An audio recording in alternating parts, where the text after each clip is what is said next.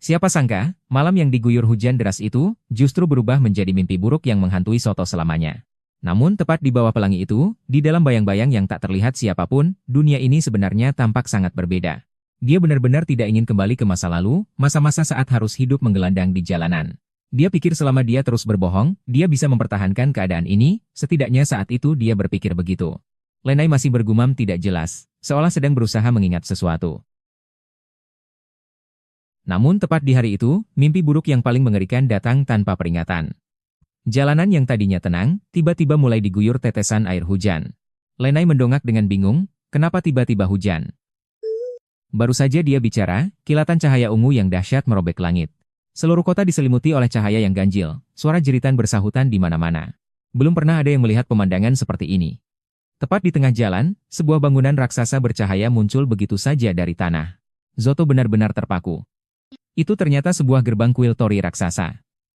Siapa sangka mimpi buruk datang begitu saja. Monster-monster itu tidak memberi kesempatan bagi siapapun untuk bereaksi. Mereka langsung memulai pembantaian gila-gilaan. Suara jeritan pilu seketika menelan segalanya. Tidak ada yang tahu dari mana asal mereka. Mereka juga tidak punya tempat untuk lari dari makhluk-makhluk keji ini. Hanya dalam sekejap mata. Jalanan yang tadinya ramai, kini telah berubah menjadi neraka dunia yang mengerikan. Dari dalam portal, monster-monster baru terus bermunculan. Soto berdiri sendirian di sebuah gang, dan di hadapannya ada sekumpulan monster. Satu persatu terlihat semakin menyeramkan. Mereka seolah lahir hanya untuk kehancuran. Lenai benar-benar terpaku di tempat. Pemandangan di depan mata sudah benar-benar lepas kendali. Dunia mereka, pada saat ini, benar-benar runtuh. Zoto menarik tangan Lenai. Sekarang satu-satunya jalan adalah melarikan diri. Monster itu terus mengejar tepat di belakang mereka. Monster raksasa itu hampir saja menghancurkan mereka dengan satu hantaman. Terlambat 1 detik saja, nyawa mereka melayang. Zoto berteriak keras, lari. Tapi keadaan di sekitar sudah kacau balau. Monster-monster ini tidak punya target khusus. Siapa saja yang terlihat, langsung disambar dan dibunuh. Seluruh jalanan sudah benar-benar tidak terkendali. Lenai hanya bisa berlari sekuat tenaga. Dia bahkan tidak berani menoleh ke belakang. Karena malaikat maut sedang membuntuti mereka. Zoto benar-benar bingung. Apa yang sebenarnya sedang terjadi? Monster macam ini belum pernah dia lihat sebelumnya. Belum sempat dia bereaksi, Lenai tiba-tiba terjatuh ke tanah. Zoto buru-buru mengulurkan tangan untuk menariknya. Namun di detik itu juga, bayangan hitam besar menghalangi jalan mereka. Monster itu membuka mulut lebarnya ke arah Lenai. Saat hampir saja menerkam, Zoto sama sekali tidak berniat untuk kabur. Di dunia ini, ada monster yang bersembunyi di mana-mana dan mengancam kehidupan sehari-hari, mereka disebut sebagai anomali. Di area kegelapan inilah, pemakaman jiwa baru saja dimulai. Dia berteriak keras, jangan sentuh dia. Dia langsung menabrakkan dirinya ke arah monster itu. Namun, tragedi terjadi di detik berikutnya. Monster itu menggigit bahu Zoto dengan sangat keras. Darah seketika menyembur keluar. Lenai berteriak histeris memanggil nama Zoto. Kali ini situasinya benar-benar gawat. Gigitannya terlalu dalam. Zoto menjerit kesakitan. Lenai yang berdiri di sampingnya sudah benar-benar ketakutan. Di ambang kematian, mata Zoto tiba-tiba tertuju pada serpihan tajam di tanah. Itulah satu-satunya kesempatan untuk membalikkan keadaan. Selama ini Lenai yang selalu melindunginya, tapi sekarang situasinya sudah benar-benar berubah. Kali ini, giliranku yang menjagamu. Zoto meledak dengan keberanian. Dia meraih serpihan itu dan mengerahkan seluruh kekuatannya. Langsung menghujamkannya ke kepala monster itu. Monster tersebut menjerit kesakitan dan mundur. Zoto tidak peduli bahunya masih berdarah. Dia menarik Lenai dan terus berlari. Lenai menatap luka itu dengan wajah penuh kekhawatiran. Tapi Zoto bahkan tidak mengerutkan kening sedikit pun. Selama dia bisa membawa Lenai pergi dari tempat terkutuk ini, luka sekecil ini bukanlah apa-apa. Bahaya yang sesungguhnya belum berakhir. Mereka harus segera pergi dari sini. Zoto tidak memedulikan rasa sakit yang luar biasa di bahunya. Dia menunjuk ke arah bangunan di depan dan berteriak, cepat lari ke sana. Tapi yang paling tidak terduga, sebenarnya adalah identitas pemuda ini. Keduanya berlari tersandung-sandung masuk ke dalam ruangan. Meski untuk sementara berhasil menghindari monster, masalah yang sesungguhnya baru saja dimulai. Zoto mengerang pelan menahan sakit. Lenai menatap darah di bahunya, dia benar-benar panik luar biasa. Dengan suara terisak dia berkata, apa yang harus kita lakukan? Darahnya tidak bisa berhenti. Aku akan cari sesuatu yang bisa dipakai untuk perban. Lenai baru saja akan berbalik pergi, namun Zoto tiba-tiba memanggilnya. Zoto memegangi bahunya yang bersimbah darah. Hatinya terasa sangat tidak karuan. Dengan suara pelan dia berkata, maaf ya, aku sudah menyusahkanmu. Lenai malah tersenyum lembut. Dia bilang, kalau bukan karena kamu yang mati-matian melindungiku, aku tidak mungkin bisa sampai sejauh ini. Jadi, jangan khawatir. Tapi tepat di detik ini, sebuah bencana datang tanpa peringatan sedikit pun. Disertai suara dentuman yang menggelegar, seluruh lantai tiba-tiba ambruk. Bongkahan batu raksasa menghujam ke bawah tanpa ampun. Lenai bahkan belum sempat menyelesaikan ucapannya, seluruh tubuhnya langsung lenyap ditelan debu. Soto benar-benar kehilangan akal sehatnya. Dia berteriak histeris memanggil nama Lenai. Siapa sangka, saat Soto belum sempat berdiri tegak, sesosok bayangan mengerikan sudah berdiri diam tepat di belakangnya. Dia menatap monster yang meraung di depannya, lalu membocorkan rahasia yang sudah lama ia simpan. Sebenarnya, aku bukan manusia biasa, nama asliku adalah Soto. Monster itu terus menggemamkan kata bunuh, manusia, suaranya membuat siapapun yang mendengar merasa merinding hebat. Soto berbalik dengan kasar, dan tepat saat itu dia melihat Lenai terkapar di tengah reruntuhan. Dia tak peduli dengan bahunya yang terluka, dia menerjang maju sambil berteriak memanggil nama Lenai. Tapi, kecepatan monster itu terlalu mengerikan. Belum sempat berlari jauh, Soto sudah dicengkeram oleh telapak tangan raksasa, dan dibanting dengan keras ke tanah. Dia mencoba meronta untuk berdiri, tapi dia sadar dirinya bukan tandingan monster itu. Dia hanya bisa pasrah melihat monster tersebut mengangkat tubuh Lenai yang tak sadarkan diri. Monster itu masih terus mengulang kata bunuh manusia. Karena perjanjian yang ada, Lenai berusaha mati-matian mengulurkan tangannya, memanggil nama Soto dengan suara yang sangat lemah. Soto bersimpuh di tanah, mengeluarkan raungan putus asa. Tidak. Tapi di saat genting itu, Lenai justru memberikan senyuman yang menyayat hati. Dia berbisik pelan, hiduplah terus. Kalimat itu menjadi pesan terakhirnya.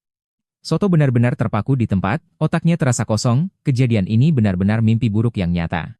Lenai, begitu saja diremas erat di dalam telapak tangan raksasa itu. Darah memercik kemana-mana, Soto berlutut di tengah reruntuhan, seluruh tubuhnya terasa mati rasa. Sejak lahir, keberadaannya memang sudah anomali, sebagai cloning yang bisa mengendalikan bayangan. Dia hanya bisa melihatnya dengan tatapan kosong, bahkan untuk menggerakkan satu jari pun dia tak mampu. Monster itu mengeluarkan raungan yang memekakkan telinga. Suaranya seolah ingin menghancurkan segalanya. Tapi tepat di momen yang paling tragis ini, Soto seolah mendengar suara Lenai. Dia sedang tersenyum. Masih mencoba menghiburnya dengan lembut, mengatakan kalau semuanya sudah baik-baik saja. Semakin cerah senyuman dalam halusinasi itu, semakin kejam kenyataan yang membuat orang gila. Monster raksasa itu kembali memberikan tekanan. Panggilan terakhir Lenai, benar-benar tenggelam oleh suara percikan darah. Di detik ini, saraf terakhir dalam diri Soto benar-benar putus. Kemarahan yang selama ini terpendam akhirnya meledak sepenuhnya.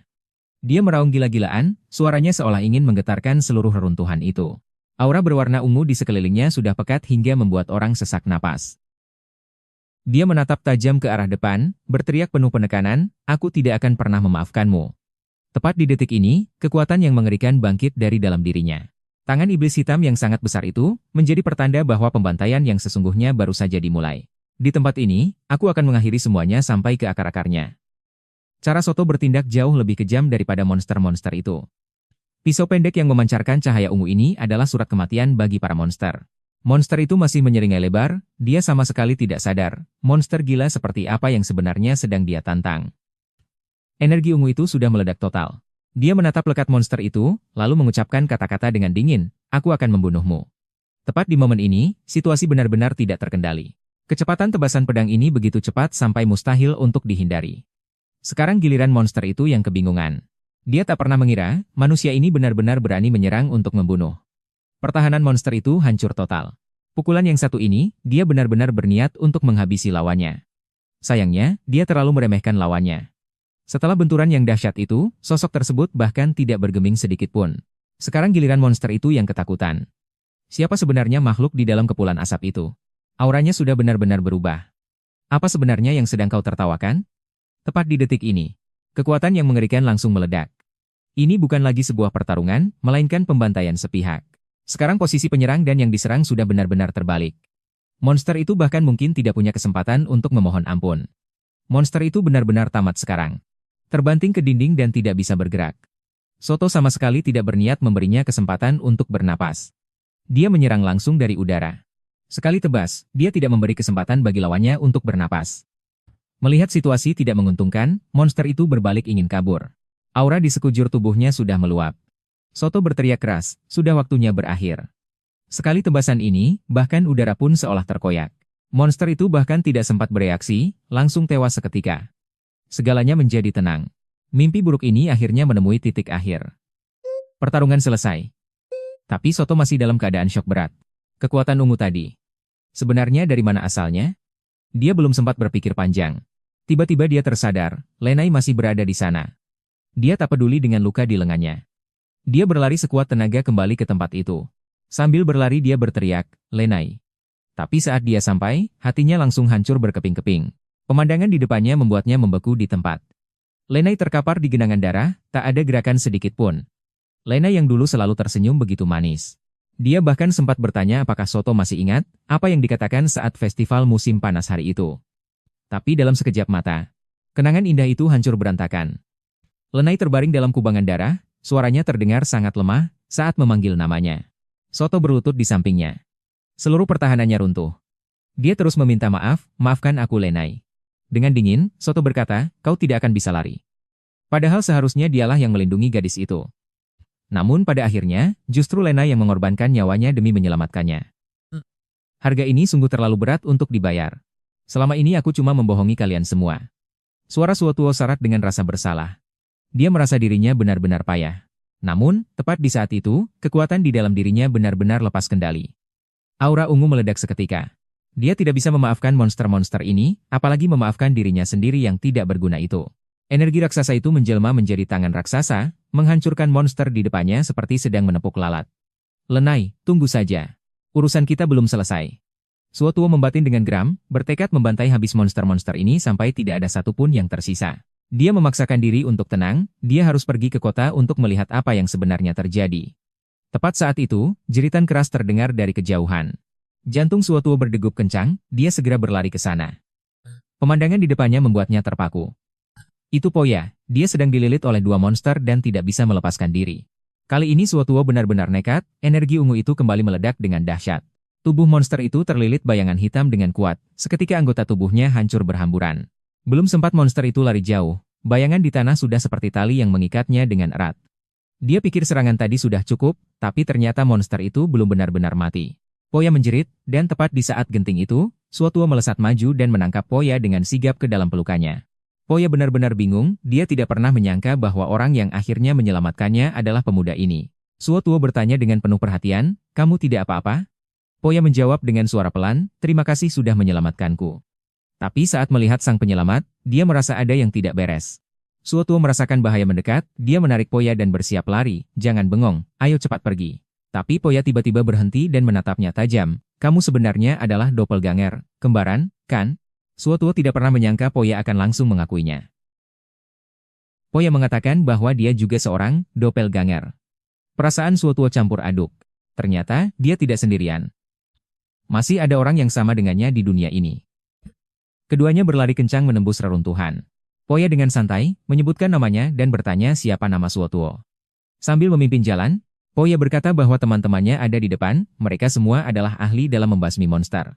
Poya menarik Suotuo berlari sekuat tenaga. Mulutnya terus berteriak agar cepat mengikuti. Baginya, asal bisa berkumpul dengan teman-temannya, dia mengerahkan pisaunya ke arah wanita itu, dan itu menjadi keputusan paling ia sesali seumur hidupnya.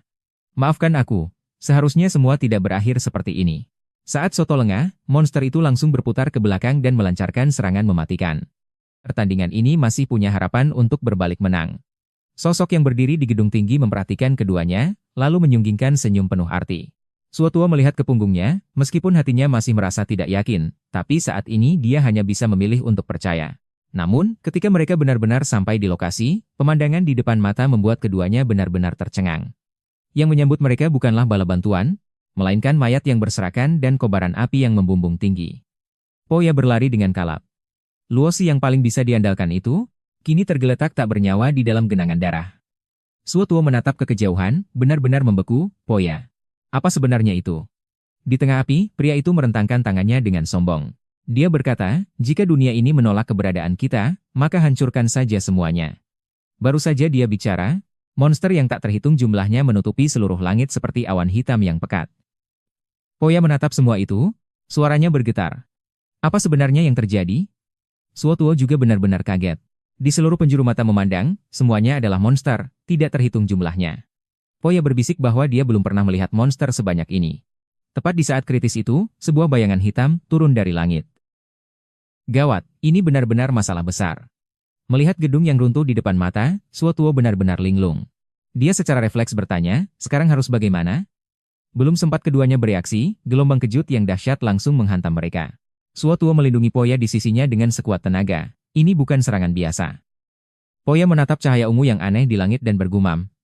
Itu celah dimensi, dunia ini akan benar-benar hancur. Suotuo tidak percaya dengan pendengarannya sendiri, dia mengejar.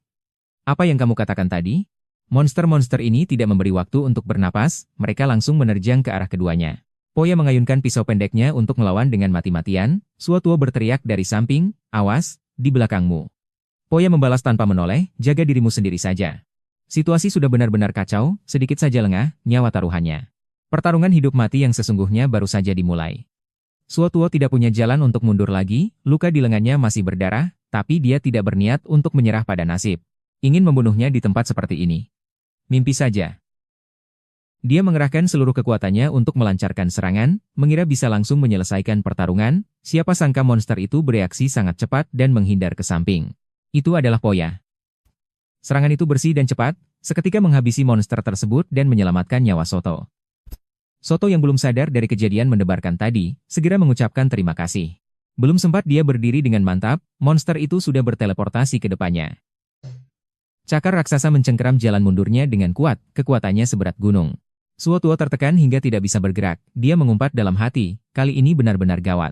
Melihat mulut monster yang menganga di depan mata, serangannya terlalu kuat. Suotuo nyaris saja dijemput ajal. Sambil lari dia mengumpat, keparat ini, belum selesai juga rupanya. Tapi saat dia mendongak melihat situasi di langit, seluruh tubuhnya terpaku. Ternyata ada sekelompok monster seperti ini. Suotuo berteriak, sial.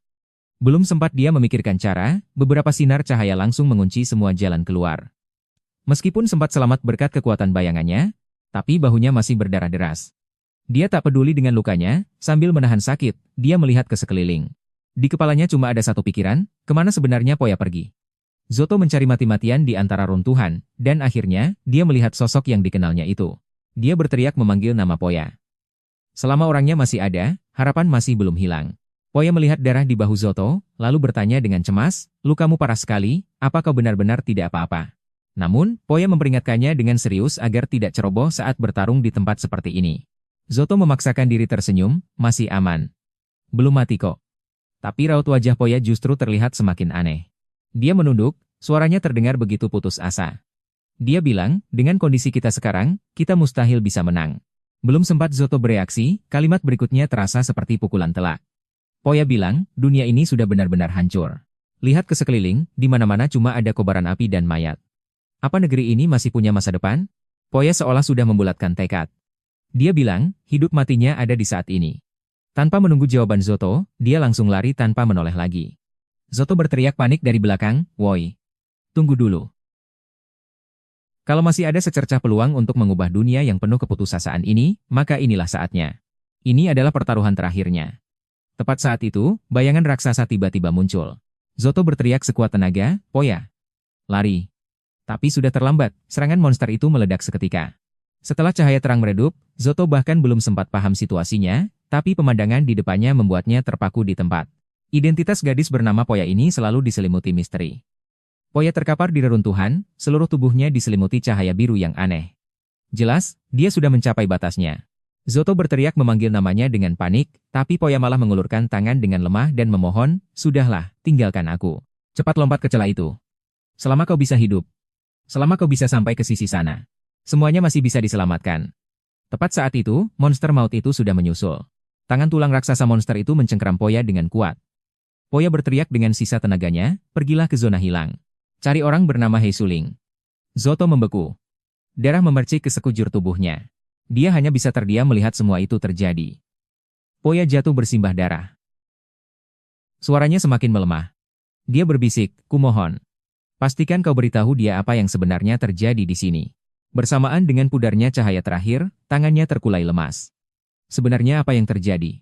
Zoto menatap reruntuhan di sekelilingnya, dia hampir gila. Semua ini tidak masuk akal. Tapi bagi Zoto, dia bukan hanya teman seperjuangan, tapi juga satu-satunya orang yang mau mendengarkan keluh kesahnya. Lenai sudah pergi. Poya juga terkapar tak bernyawa. Padahal dia baru saja membangkitkan kekuatannya. Hasilnya, selain luka di sekujur tubuh, tidak ada yang bisa dia lindungi. Pada akhirnya, dia tidak bisa menyelamatkan siapapun. Dia hanya bisa pasrah melihat teman-temannya tumbang satu persatu. Tapi monster di belakangnya tidak berniat melepaskannya. Maut sudah tepat di depan mata. Monster ini benar-benar gila. Sekali semburan napas apinya, Zoto tidak punya tempat untuk sembunyi. Di saat kritis antara hidup dan mati, pikirannya dipenuhi bayangan Lenai. Kalau memang takdirnya harus mati di sini, lalu untuk apa dia mati-matian menggenggam tangannya tadi? Dia tidak percaya begitu saja. Dia tidak ingin kalah untuk kedua kalinya. Biarpun hanya sekali, biarkan dia benar-benar menyelamatkan seseorang. Dia menerjang ke arah cahaya biru yang menyilaukan dan melompat masuk ke dalam celah misterius itu. Zoto tersedot ke dalam pusaran ruang dan waktu. Dunia di sekitarnya hancur berkeping-keping seperti cermin. Kenangan yang menyakitkan, maupun kenangan indah melintas di depan matanya seperti kilasan balik. Gak mungkin, tadi dia baru saja bertarung di tengah lautan api, tapi saat dia membuka mata. Mereka berdua saling mendukung seperti itu, mencari celah untuk bernapas di tengah pertarungan yang tak ada habisnya. Tiba-tiba Poya menoleh dan bertanya pada Zoto, bagaimana kalau kita cari waktu untuk makan bareng? Zoto sadar dia ternyata sudah kembali ke dalam kelas. Sinar matahari, meja sekolah, dan teman-teman sekelasnya. Tempat ini sunyi sekali sampai sulit dipercaya. Berbanding terbalik dengan dunia neraka tadi. Dia menatap kedua tangannya sendiri. Rasa nyata ini tidak mungkin mimpi.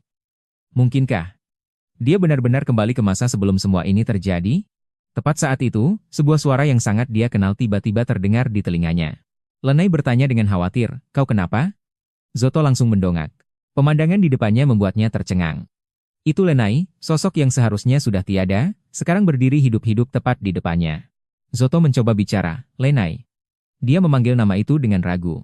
Saat dia sadar Lenai masih hidup, dia tidak bisa menahan diri lagi. Dia langsung menerjang maju dan memeluk Lenai erat-erat. Pelukan yang sudah ia nantikan terlalu lama.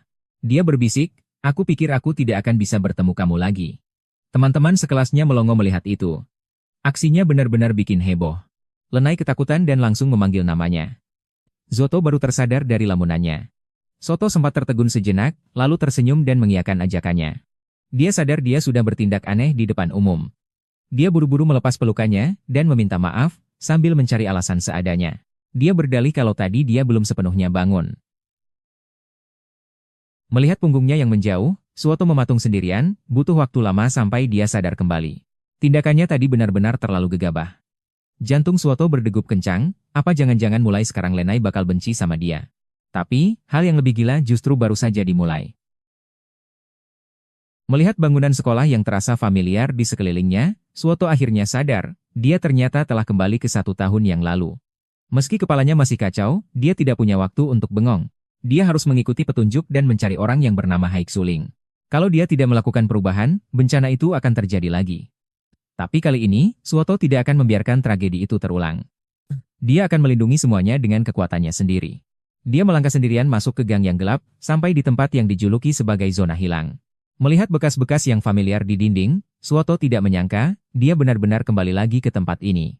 Di gang yang remang-remang ini, 2 orang yang memikul takdir berat itu akhirnya bisa mengobrol tentang hal-hal biasa. Zoto di 2 tahun yang lalu terlihat sangat menyedihkan, mengenakan pakaian lusuh berjalan di gang gelap. Tanpa sengaja, dia tersandung batu dan jatuh tersungkur ke tanah. Siapa sangka, Zoto dulu hanyalah seorang gelandangan tak punya rumah yang menghabiskan hari-harinya di pojokan yang kotor. Disinilah yang disebut zona hilang, tempat semua makhluk aneh berkumpul. Asalkan diam di tempat dan tidak macam-macam, tiap minggu mereka bisa dapat jatah bantuan makanan. Ini sebenarnya adalah sistem yang memang sengaja dirancang oleh seseorang. Tujuannya simpel banget, cuma buat mengurung makhluk-makhluk aneh ini supaya mereka tidak berkeliaran dan membahayakan orang biasa. Karena sudah kembali ke sini, dia berencana mengincar orang yang membagikan jatah makanan, siapa tahu bisa dapat petunjuk. Awalnya Zoto masuk ke sana untuk mencari informasi. Hasilnya, ruangan itu kosong melompong. Bahkan bayangan orang pun tidak ada. Tepat saat dia sedang bingung, tiba-tiba terdengar suara dari belakangnya.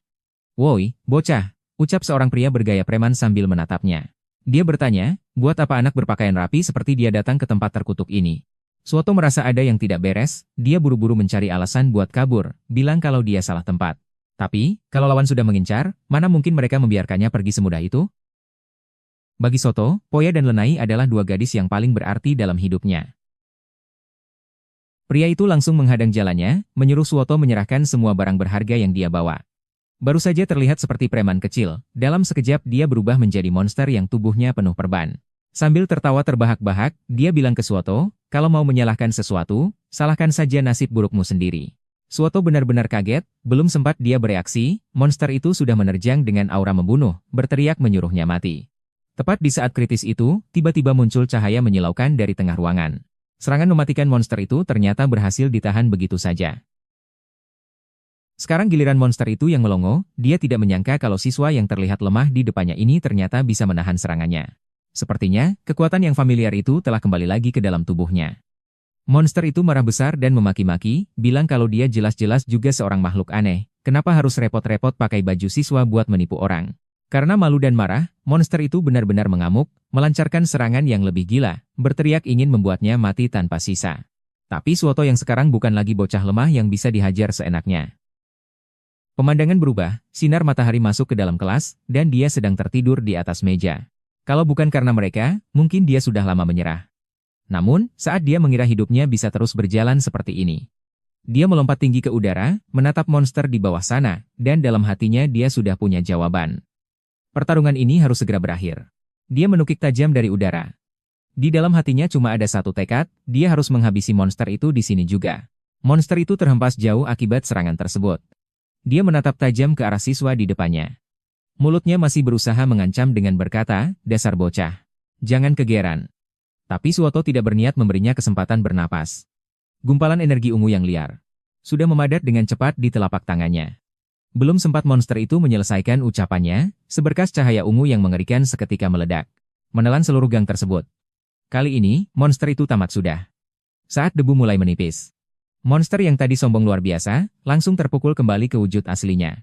Suoto bergumam kalau tempat ini masih saja kacau seperti dulu. Tapi dia tidak berniat melepaskan lawannya begitu saja. Dia berjongkok dan menanyakan sebuah nama. Mendengar nama Hai Shuling, si preman tadi langsung tertegun. Dia balik bertanya, apa jangan-jangan Suoto adalah bos dari organisasi itu? Suoto tidak mau basa-basi. Dia langsung menempelkan pedang pendek yang bersinar itu ke leher si preman. Menyuruhnya jujur dan mengatakan semua yang dia tahu. Kali ini, si preman benar-benar ketakutan. Saat semuanya terasa tenang, dunia luar justru mulai berubah drastis. Dunia ini sedang berlari kencang menuju masa depan yang paling buruk. Dia mengangguk berkali-kali berjanji bakal bicara. Sepertinya orang yang bernama Hai Shuling ini. Identitasnya benar-benar tidak main-main. Ternyata, organisasi yang disebut sebagai penjaga tanaman ini. Singkatnya adalah tempat pengawasan makhluk aneh. Mereka mengurung semua makhluk yang lepas kendali. Kalau ada yang berani membangkang, mereka akan langsung melenyapkannya di tempat.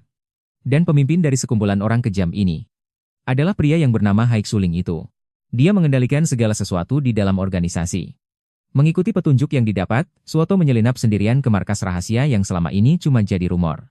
Lorong yang remang-remang itu terasa sangat mencekam. Hanya suara langkah kakinya sendiri yang menggema. Dia berhenti di depan sebuah pintu yang tebal. Jantungnya mulai berdegup kencang. Apakah ini benar-benar tempat tujuan yang dicari? Dia mencoba mengetuk pintu dengan ragu dan bertanya, "Permisi, apa ada orang di dalam?" Ternyata, pintunya tidak dikunci. Suoto mendorong pintu itu dan masuk, lalu mendapati ruangan di dalamnya ternyata sangat mewah. Sambil melangkah masuk, dia bertanya lagi dengan hati-hati. Ada orang. Tepat saat dia sedang terpana melihat sekeliling, tiba-tiba muncul bayangan hitam di belakangnya. Belum sempat dia bereaksi, sebilah pisau pendek yang tajam sudah menempel kuat di lehernya. Pria itu bertanya dengan nada dingin, "Apa maumu mencariku?" Siapa yang menyangka? Mimpi buruk datang begitu saja. Poya dan Lenai ternyata terkena kutukan secara bersamaan. Dia adalah pemimpin kelompok 8 jari hitam, Kurohigeling. Dia langsung tahu siapa Soto dan memanggilnya bocah penipu. Soto belum sempat menjelaskan apapun, lawannya itu sama sekali tidak berniat mendengarkan omong kosongnya. Sebuah tendangan keras mendarat, membuat Soto langsung terhempas ke tanah. Kurohigeling menginjak kepalanya kuat-kuat dengan tatapan penuh niat membunuh, berani juga nyalimu. Berani menyusup sendirian, apa kau sudah bosan hidup? Soto yang kini tidak bisa bergerak sama sekali hanya bisa menyangkal sekuat tenaga. Sambil terkapar di lantai, dia berteriak menyebutkan sebuah nama, Poya yang menyuruhku mencarimu. Begitu mendengar nama itu, gerakan Kurohigeling akhirnya terhenti. Soto tidak memedulikan rasa sakitnya dan langsung menyampaikan hal yang paling penting. Jika terus begini, 1 tahun lagi dunia ini akan hancur total. Itu akan jadi mimpi buruk yang nyata, monster-monster akan mencabik segalanya. Di mana-mana hanya ada jeritan dan keputusasaan. Dia tidak bercanda, inilah alasan mengapa dia rela bertaruh nyawa untuk datang ke sini. Namun, Kurohigeling malah mengangkat kakinya dan menendang Soto sampai terbang. Tendangan itu sangat kuat hingga tubuh Soto menghantam dinding dengan keras. Inilah yang disebut dengan kutukan hari ke-13. Kalau tidak melakukan sesuatu, salah satu dari mereka tidak akan selamat.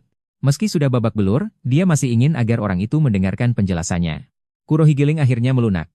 Kalau mau aku mendengarkanmu, bisa saja. Asalkan kau bisa menyentuh anting di telingaku ini. Jangan disembunyikan lagi. Keluarkan kekuatan bangkitmu itu. Soto baru menyadari.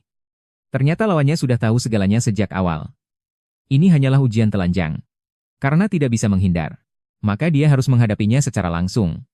Soto mengerahkan seluruh tenaganya untuk menerjang. Targetnya cuma satu, yaitu anting di telinga Kurohigeling. Tapi kecepatan lawannya sungguh luar biasa. Tidak peduli seberapa gila dia menyerang. Dia bahkan tidak bisa menyentuh ujung baju Kurohigeling sedikit pun.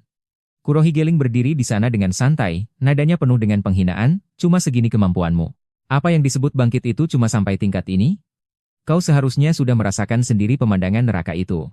Kemarahan dan kesedihan yang mendalam. Apa sebenarnya yang kau dapatkan dari sana? Soto menatap kedua tangannya. Kekuatan yang selama ini ditekan jauh di dalam lubuk hatinya. Akhirnya mulai lepas kendali. Kurohigeling sama sekali tidak terkejut, seolah dia sudah menduga ini akan terjadi. Tapi untuk mematahkan kutukannya, hanya ada satu cara. Yaitu dengan membunuh salah satu dari mereka dengan tangan sendiri. Soto bisa merasakannya. Sesuatu yang telah tertidur lama di dalam tubuhnya, kini benar-benar bangkit. Dia meraung dan melancarkan serangan. Cakar bayangan gelap yang raksasa seketika meledak. Tapi apa hasilnya? Kurohigeling hanya menghindar tipis dengan nada penuh ejekan, serangan macam ini, celahmu terlalu banyak. Sepertinya meskipun sudah bangkit, di depan petarung sejati, kau tetap tidak ada apa-apanya. Terlalu lambat. Kurohigeling hanya menghindar sedikit lalu membalas dengan tendangan telak. Soto terpelanting seperti layang-layang putus. Tubuhnya menghantam dinding hingga hancur. Perbedaan kekuatannya sangat jauh. Kurohigeling menatapnya dari atas. Nadanya penuh dengan rasa tidak peduli. Ini bahkan belum dianggap pemanasan. Kata-kata selanjutnya benar-benar menyayat hati. Dengan keadaanmu yang sekarang, kau tidak bisa melindungi siapapun. Kau cuma pecundang yang tidak berguna. Soto menatap tajam ke lantai. Meski tubuhnya sudah mencapai batas, dia masih berusaha keras untuk berdiri. Karena dia tidak boleh kalah. Di pikirannya terus terngiang suara Lenai, serta pesan terakhir yang ditinggalkan Poya. Di malam yang diguyur hujan deras, Soto berdiri di atas jembatan menghadapi pilihan hidup dan mati ini.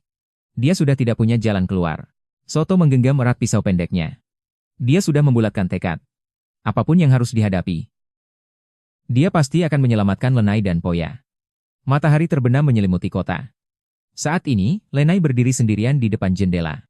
Siapa sangka di kamar yang terlihat biasa ini, ternyata tersimpan topeng dan wig milik Poya.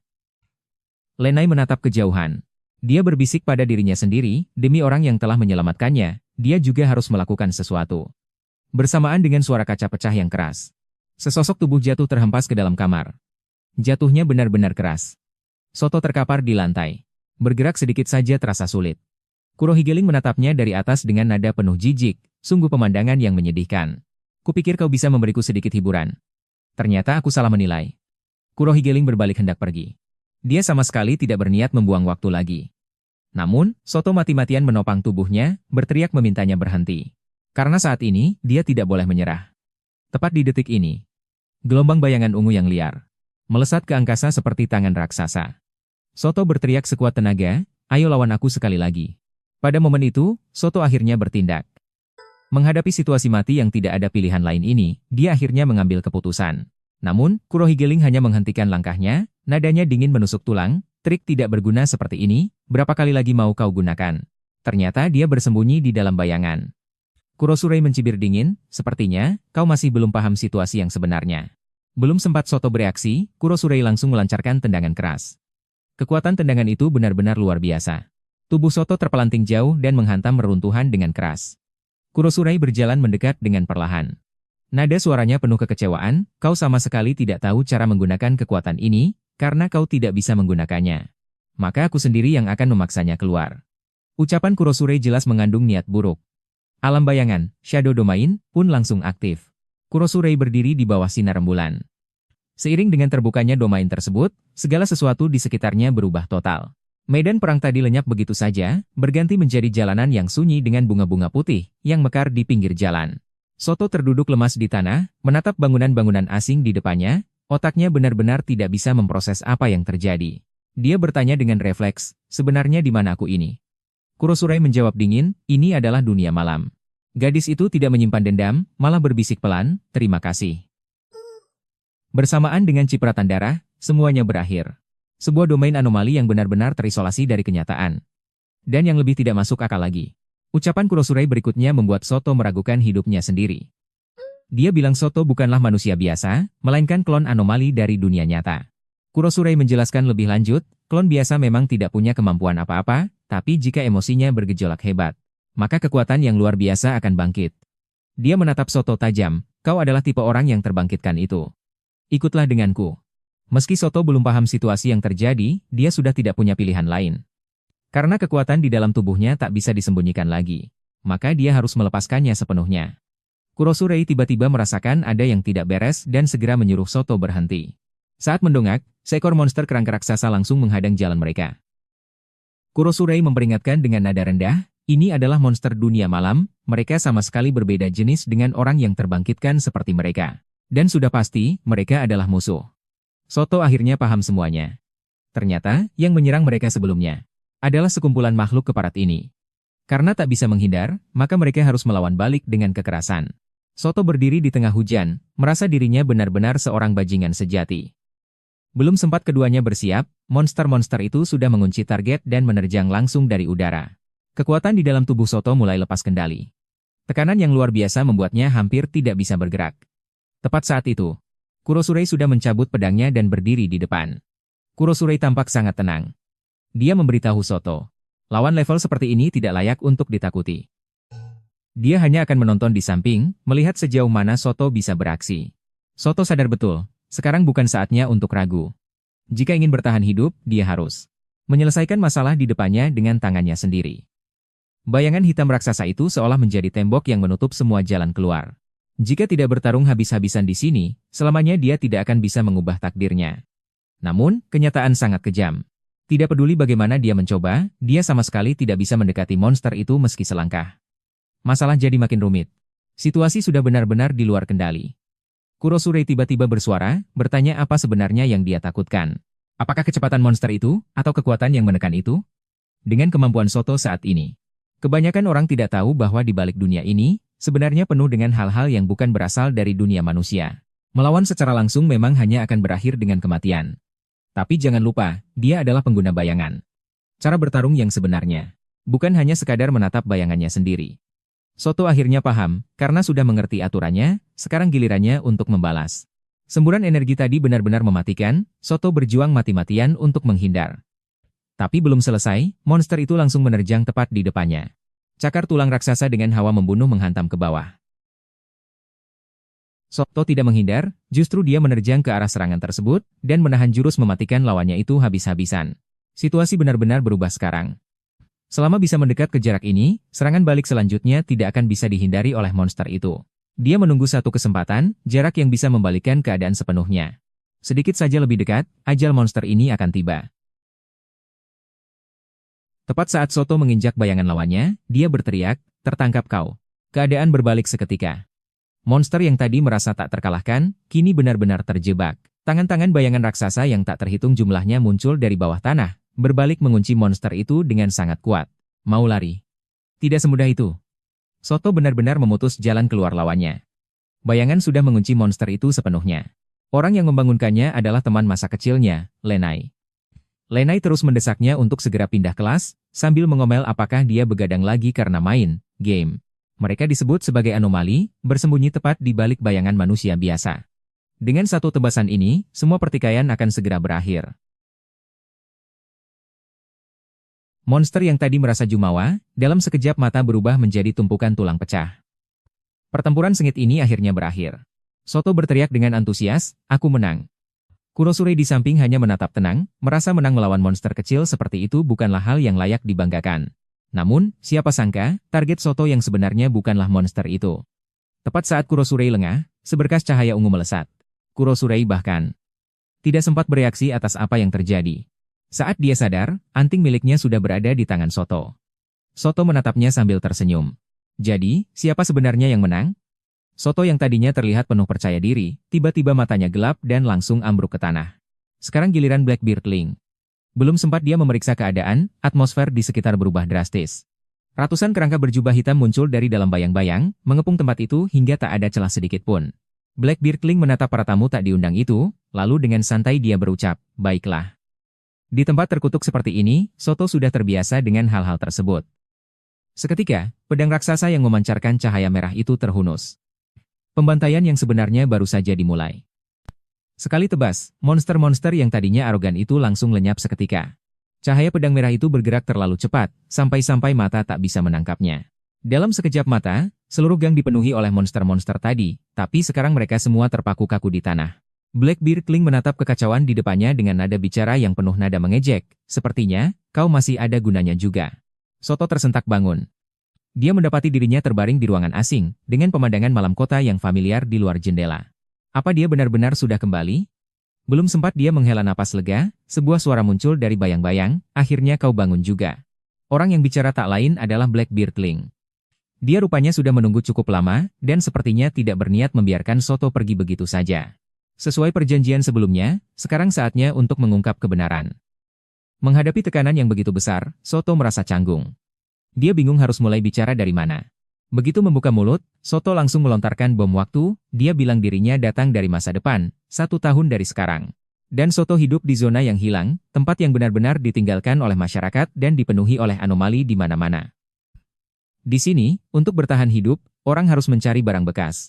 Jika semuanya berjalan seperti ini, dunia akan hancur lebur setahun lagi, dan tidak ada satupun orang yang bisa selamat. Blackbeard-Kling terdiam setelah mendengarnya. Dia bilang itu terdengar seperti lelucon garing. Hati Soto mencelos. Sudah berjuang sekeras ini untuk kembali, apa tetap tidak ada yang percaya? Tak disangka, sikap Blackbeard-Kling berubah drastis. Dia balik bertanya apa sebenarnya tujuan Soto. Soto mengangkat kepalanya dengan sorot mata yang sangat teguh. Aku ingin menjadi kuat. Menjadi yang terkuat dari siapapun. Hanya dengan cara itulah, dia bisa mengubah masa depan yang penuh keputusasaan itu. Saat itu juga, Soto bersumpah akan memusnahkan semua monster yang telah menghancurkan dunia. Tapi Blackbeard-Kling malah menyiramnya dengan air dingin. Dia bilang, dengan kekuatan Soto sekarang, dia benar-benar terlalu lemah. Saat Soto merasa malu, Blackbeard-Kling kembali mengubah pembicaraan, dia bilang ada cara untuk menjadi kuat.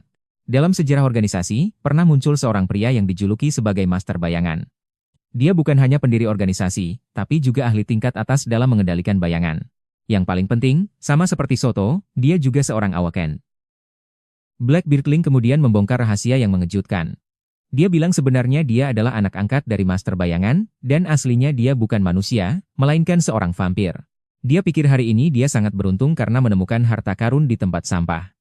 Soto dengan semangat membuka kotaknya, tapi barang di dalamnya malah membuatnya bengong tak percaya. Soto benar-benar terpaku. Tak disangka, sosok hebat di depannya ini ternyata adalah vampir. Blackbeard-Kling melambaikan tangan, menyuruh Soto memanggil namanya langsung saja mulai sekarang. Matanya menatap tajam, mulai menceritakan masa lalu yang terkubur lama. Blackbeard-Kling mengenang pertempuran masa itu, saat dia bertarung berdampingan dengan Master Bayangan. Pemandangan saat itu benar-benar seperti pembantaian sepihak. Menghadapi monster bertubuh raksasa, Master Bayangan bahkan tidak perlu turun tangan sendiri. Pasukan bayangan yang tak terhitung jumlahnya muncul dalam sekejap, langsung mencabik-cabik monster itu hingga berkeping-keping. Di masa kelam itu, Master Bayangan adalah simbol dari kata tak terkalahkan. Tidak peduli sekuat apapun alien yang dihadapi, mereka tidak akan bertahan lebih dari 1 putaran di depannya. Mendengarkan kisah legendaris itu, dalam benak Soto hanya ada satu keinginan. Jika dia bisa sekuat itu, mungkin dia benar-benar bisa menyelamatkan masa depan. Tepat saat itu pintu diketuk, Blackbeard-Kling memberi isyarat untuk masuk. Pintu kantor pun terbuka, Ross masuk bersama sekelompok orang. Melihat gaya mereka, jelas sekali mereka bukan orang sembarangan. Ini bukan harta karun sama sekali. Ini benar-benar bencana yang datang tak diundang. Begitu banyak orang hebat masuk ke ruangan, Soto bahkan belum sempat bereaksi, dia sudah langsung disuruh Blackbeard-Kling jadi pesuruh magang, disuruh menuangkan air untuk 7 orang itu. Meski bingung, Soto tetap patuh melakukan tugasnya. Ross mengeluarkan laporan darurat dengan wajah yang sangat serius. Layar itu dipenuhi titik merah yang menandakan portal yang sering muncul belakangan ini. Yang lebih aneh lagi, di dekat portal-portal itu, selalu terlihat seorang pria berjubah putih. Blackbeard-Kling menatap layar itu sambil berpikir dalam. Jumlah portal yang melonjak drastis, ditambah lagi dengan pria berjubah putih misterius itu, ini jelas bukan sebuah kebetulan. Mungkinkah portal itu dibuat oleh orang tersebut?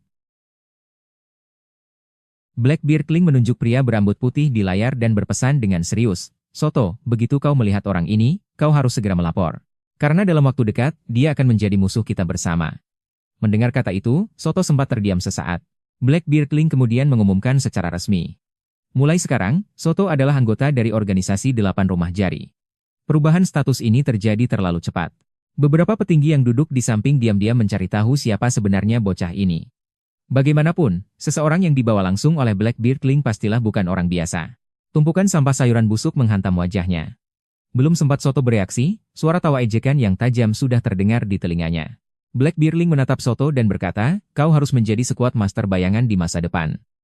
Suotuo teringat Lena yang belum diselamatkan. Tatapannya mendadak jadi tajam. Karena ini satu-satunya cara, tidak perlu ada keraguan lagi. Di depan umum, dia menyatakan kalau dia pasti akan menjadi bayangan utama berikutnya. Suasana di sekolah tiba-tiba jadi tegang.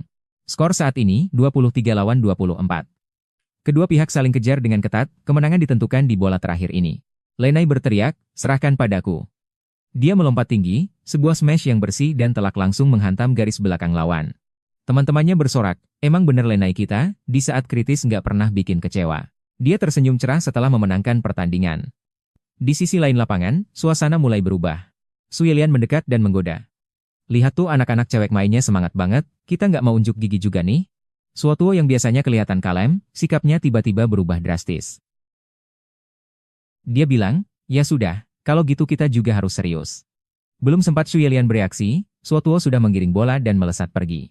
Gerombolan itu muncul lagi. Monster yang jadi pemimpinnya menyeringai, "Yo, lihat deh, tikus god keluar dari sarangnya." Kecepatan ini benar-benar bikin dia menguasai lapangan. Lawan panik berteriak, "Cepat kepung. Jangan biarkan dia lewat." Tapi sekarang, nggak ada yang bisa menahan Suotuo.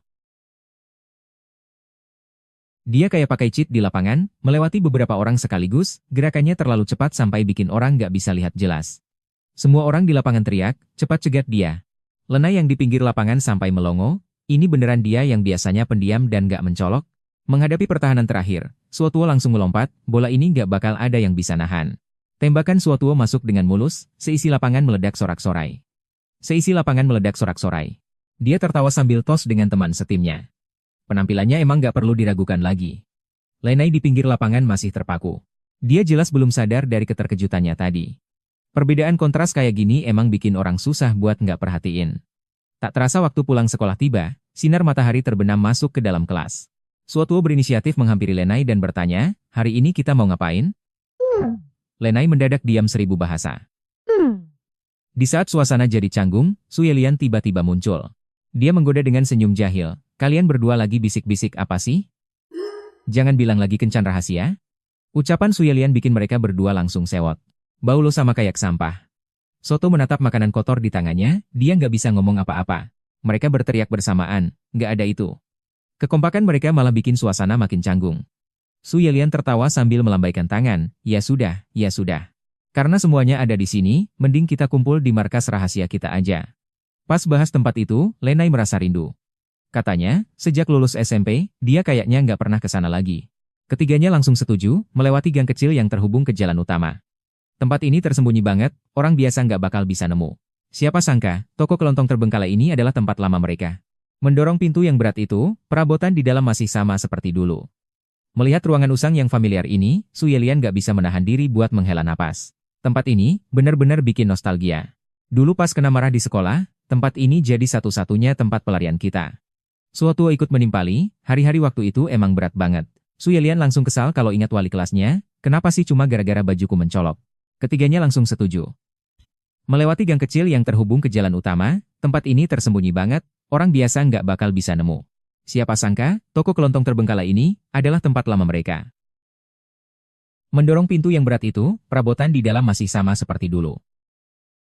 Melihat ruangan usang yang familiar ini, Su Yilian nggak bisa menahan diri buat menghela napas. Tempat ini benar-benar bikin nostalgia. Dulu pas kena marah di sekolah, tempat ini jadi satu-satunya tempat pelarian kita.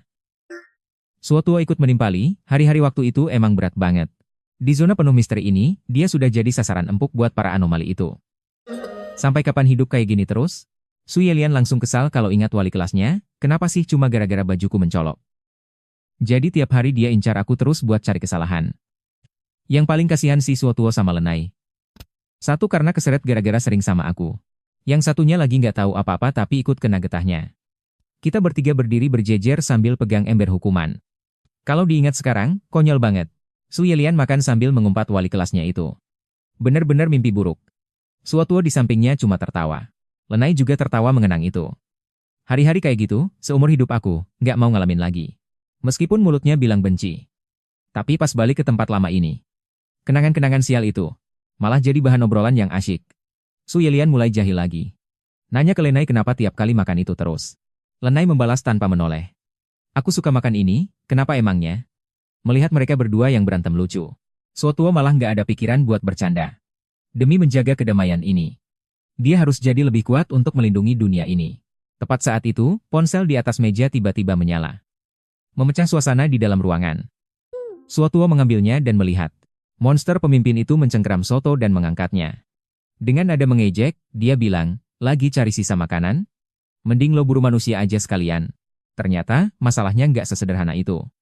Di layar tertulis jelas misi darurat tingkat B. Targetnya adalah anomali bayangan humanoid.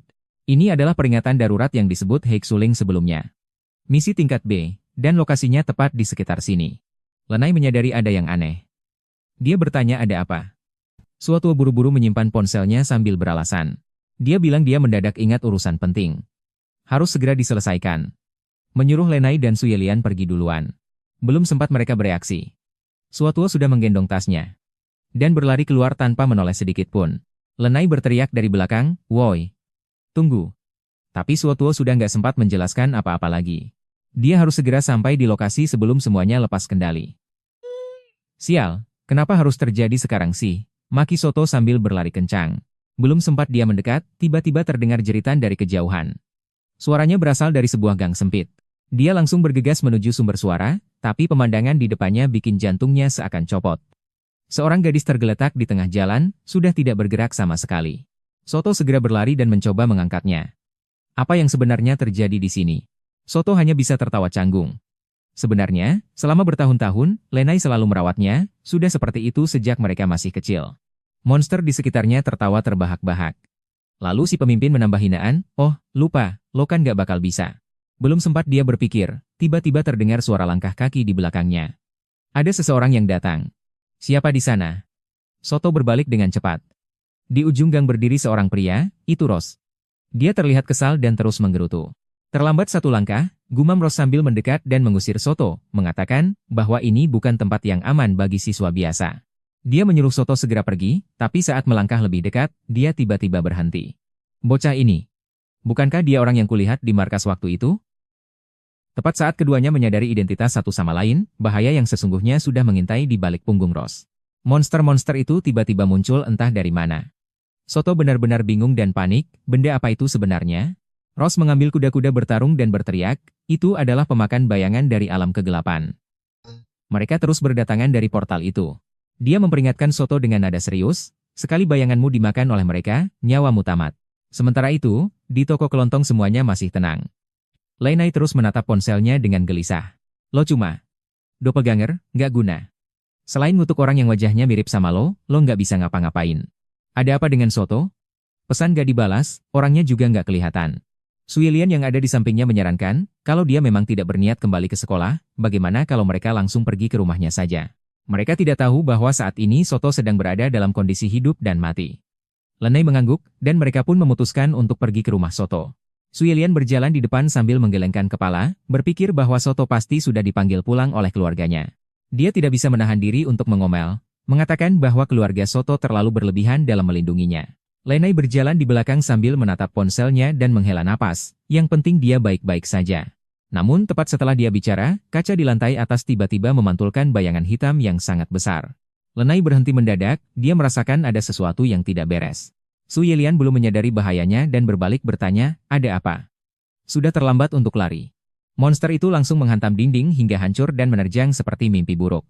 Lenai terpojok di sudut mati, menatap monster raksasa di depannya, dia benar-benar terpaku ketakutan.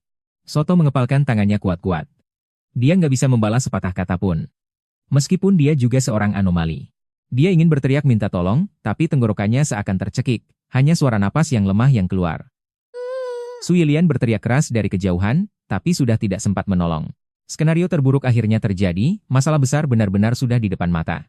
Monster itu mencengkeram bayangan Lenai, tubuh Lenai sudah tidak kuat menahan, dan langsung jatuh tak sadarkan diri. Sekeras apapun Su Yilian berteriak, dia tidak bisa menyelamatkannya. Gang itu sekarang dipenuhi oleh monster-monster tersebut, masalah benar-benar sudah gawat. Dengan serangan Ross, situasi pun seketika menjadi terkendali. Ross mengeluh, katanya dalam informasi hanya ada 7 monster, ternyata mereka harus bekerja ekstra keras. Dia akhirnya tidak berniat untuk menahan kekuatannya lagi. Wujud manusia serigala aktif. Auranya benar-benar berbeda dari sebelumnya. Dengan dingin dia berkata, serangan ini akan mengakhiri pertarungan ini sepenuhnya. Begitu kata-katanya usai, dia langsung menerjang ke arah monster itu. Sekali cakar, kelihatannya situasi benar-benar sudah aman. Soto yang ada di sampingnya hanya bisa terpana melihatnya. Kecepatan dan kekuatan Ross setelah berubah benar-benar meningkat drastis. Dalam sekejap, 4 monster sudah berhasil dihabisi. Tapi di dunia yang kejam ini, dia cuma sampah paling bawah. Monster-monster itu makin menjadi-jadi. Melihat sisa monster yang ingin kabur, Soto tanpa sadar ingin mengejarnya. Ross berteriak marah, bodoh. Jangan pergi sendirian. Sambil terus meladeni musuh di depannya, dia terus mengawasi Soto. Pergi sendirian di saat seperti ini sama saja dengan bunuh diri. Jantung Soto berdegup kencang. Arah larinya monster itu persis menuju markas rahasia mereka. Dia tidak boleh membiarkan monster itu menyeret teman-temannya ke dalam bahaya. Soto benar-benar panik sekarang. Dia berteriak, jangan harap bisa kabur. Energi ungu di tangannya meledak seketika. Tebasan itu sangat cepat dan telak. Monster itu langsung berubah menjadi asap hitam. Meski krisis teratasi untuk sementara. Tapi Soto tahu ini belum berakhir. Itu baru monster ke-6 yang dihabisi. Ancaman yang tersisa memang tidak banyak. Tapi Soto tidak memedulikan itu sekarang. Pikirannya hanya tertuju pada keselamatan Lenai. Jantungnya sudah mau melompat keluar. Dia hanya berharap bisa menemukan mereka sebelum terjadi hal buruk. Begitu berbelok ke gang, pemandangan di depannya membuatnya membeku. Su Yilian berlutut tanpa daya di tanah, sementara Lenai di sampingnya sudah pingsan tidak sadarkan diri. Soto berlari menghampiri. Mereka mendorong-dorongnya dengan brutal. Di tempat tanpa hukum ini, jadi lemah adalah dosa terbesar. Dengan terburu-buru dia bertanya pada Su Yilian apa yang sebenarnya terjadi. Su Yilian sangat menyalahkan dirinya sendiri, dia bilang monster hitam tadi muncul terlalu tiba-tiba. Dia benar-benar tak bisa membalas. Soto memeriksa kondisi Lenai sambil menenangkannya, ini bukan salahmu. Prioritas saat ini adalah mencari tempat untuk bersembunyi. Soto membawa mereka berdua masuk ke dalam sebuah apotek. Su Yilian buru-buru menggeledah tasnya, mencari sesuatu yang berguna. Setelah memastikan Lenai aman, nada bicara Soto mendadak jadi serius. Dia menyuruh Su Yilian untuk berjaga di sana, sementara dia sendiri bersiap untuk pergi. Su Yilian benar-benar bingung dan buru-buru bertanya apa yang akan dia lakukan. Melihat sikap Soto, dia berniat menyelesaikan masalah ini sendirian. Soto menatap Lenai yang tak sadarkan diri, hatinya sudah bulat. Dia harus menemukan monster itu dan merebut kembali bayangan yang dicuri. Itu satu-satunya cara untuk menyelamatkannya. Tapi situasi ini benar-benar di luar dugaan, 1 tahun yang lalu hal seperti ini tidak pernah terjadi.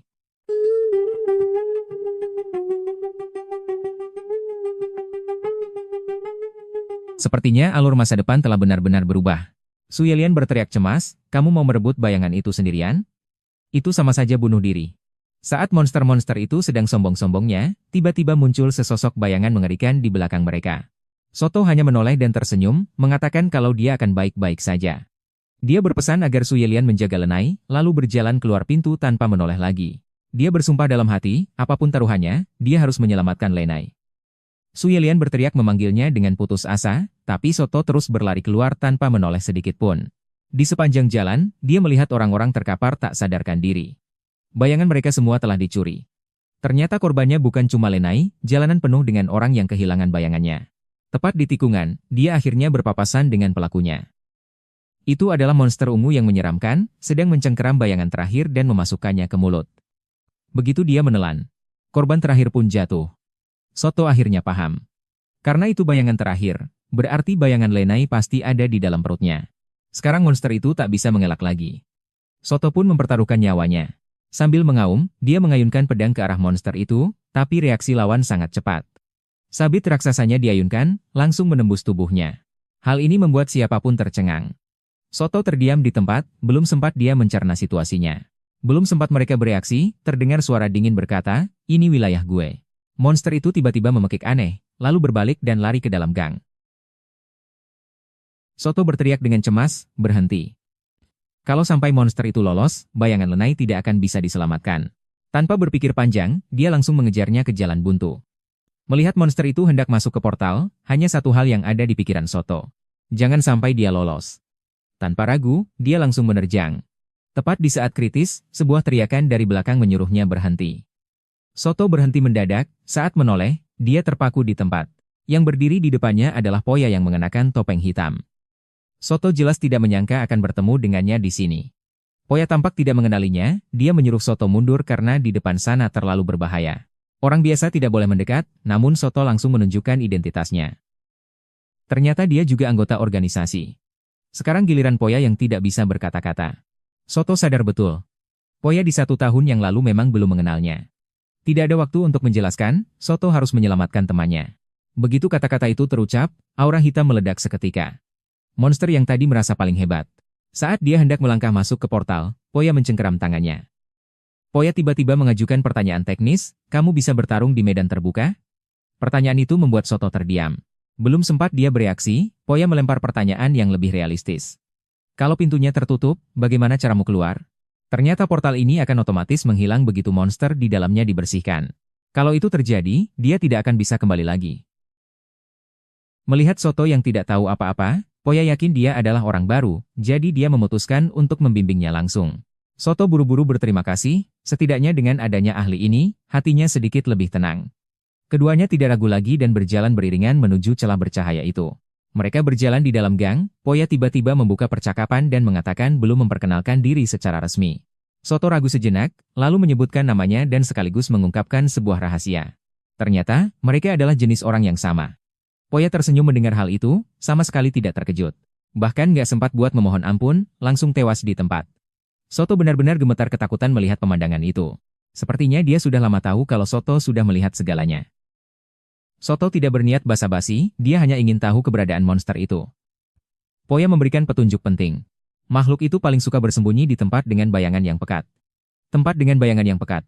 Soto tertegun, Poya menjelaskan satu-satunya cara untuk menyelamatkan mereka. Selama monster pemakan bayangan itu dikalahkan, bayangan yang dicuri akan kembali ke pemiliknya. Selama diselesaikan dalam 24 jam, Lenai masih bisa diselamatkan. Soto mengerti, yang terpenting sekarang adalah mencari sarang para monster itu. Keduanya pun menggeledah seluruh bangunan terbengkalai itu. Hasilnya nihil. Jejak monster itu sama sekali tidak ditemukan. Poya merasa ada yang tidak beres.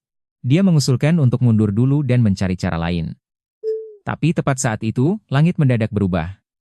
Poya menunjuk ke arah bulan merah di ufuk langit.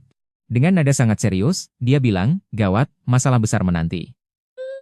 Begitu bulan berubah jadi merah sempurna, monster-monster itu bakal jauh lebih kuat dari sekarang. Menghadapi desakan Poya, Soto diam 1000 bahasa. Dia tidak sanggup kehilangan siapapun lagi. Sosok ini bukan penyelamat, dia monster yang jauh lebih menakutkan. Soto berusaha berdiri sambil merangkak. Bahkan kalau di depan sana ada sarang naga atau lubang harimau, dia harus tetap maju. Melihat Soto terus melangkah ke depan, Poya buru-buru berteriak dari belakang, di luar sana bahaya banget pas malam begini. Tapi Soto sama sekali tidak berniat menoleh. Baginya, kabur sekarang justru hal paling pengecut. Melihat punggung Soto yang kian menjauh, Poya tahu dia tidak bisa lagi mencegahnya. Dia menghela napas pasrah. Karena bocah ini sudah bulat tekadnya.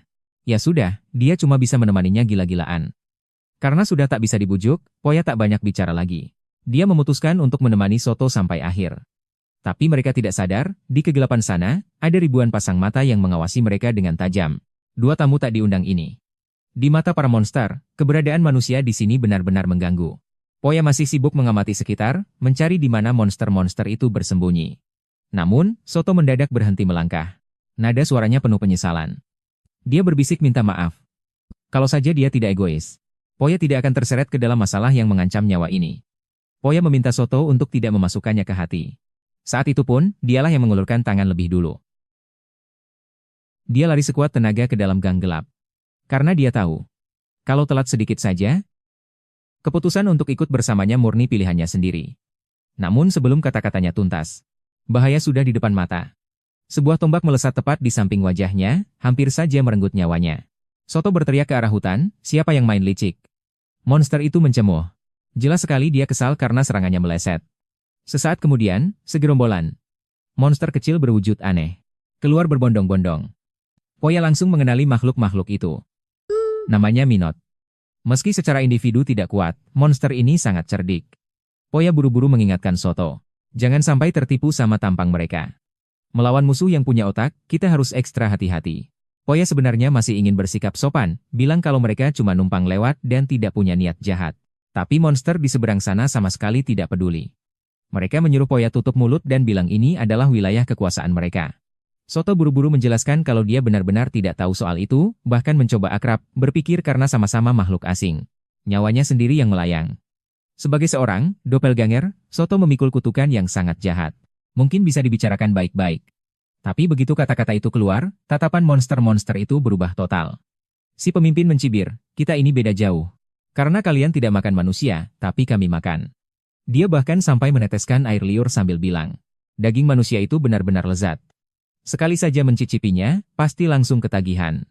Mendengar itu, Soto benar-benar putus asa. Sepertinya mustahil bicara logika dengan kawanan binatang ini. Para monster berkumpul untuk berdiskusi. Merencanakan bagaimana cara menghabisi kedua manusia itu.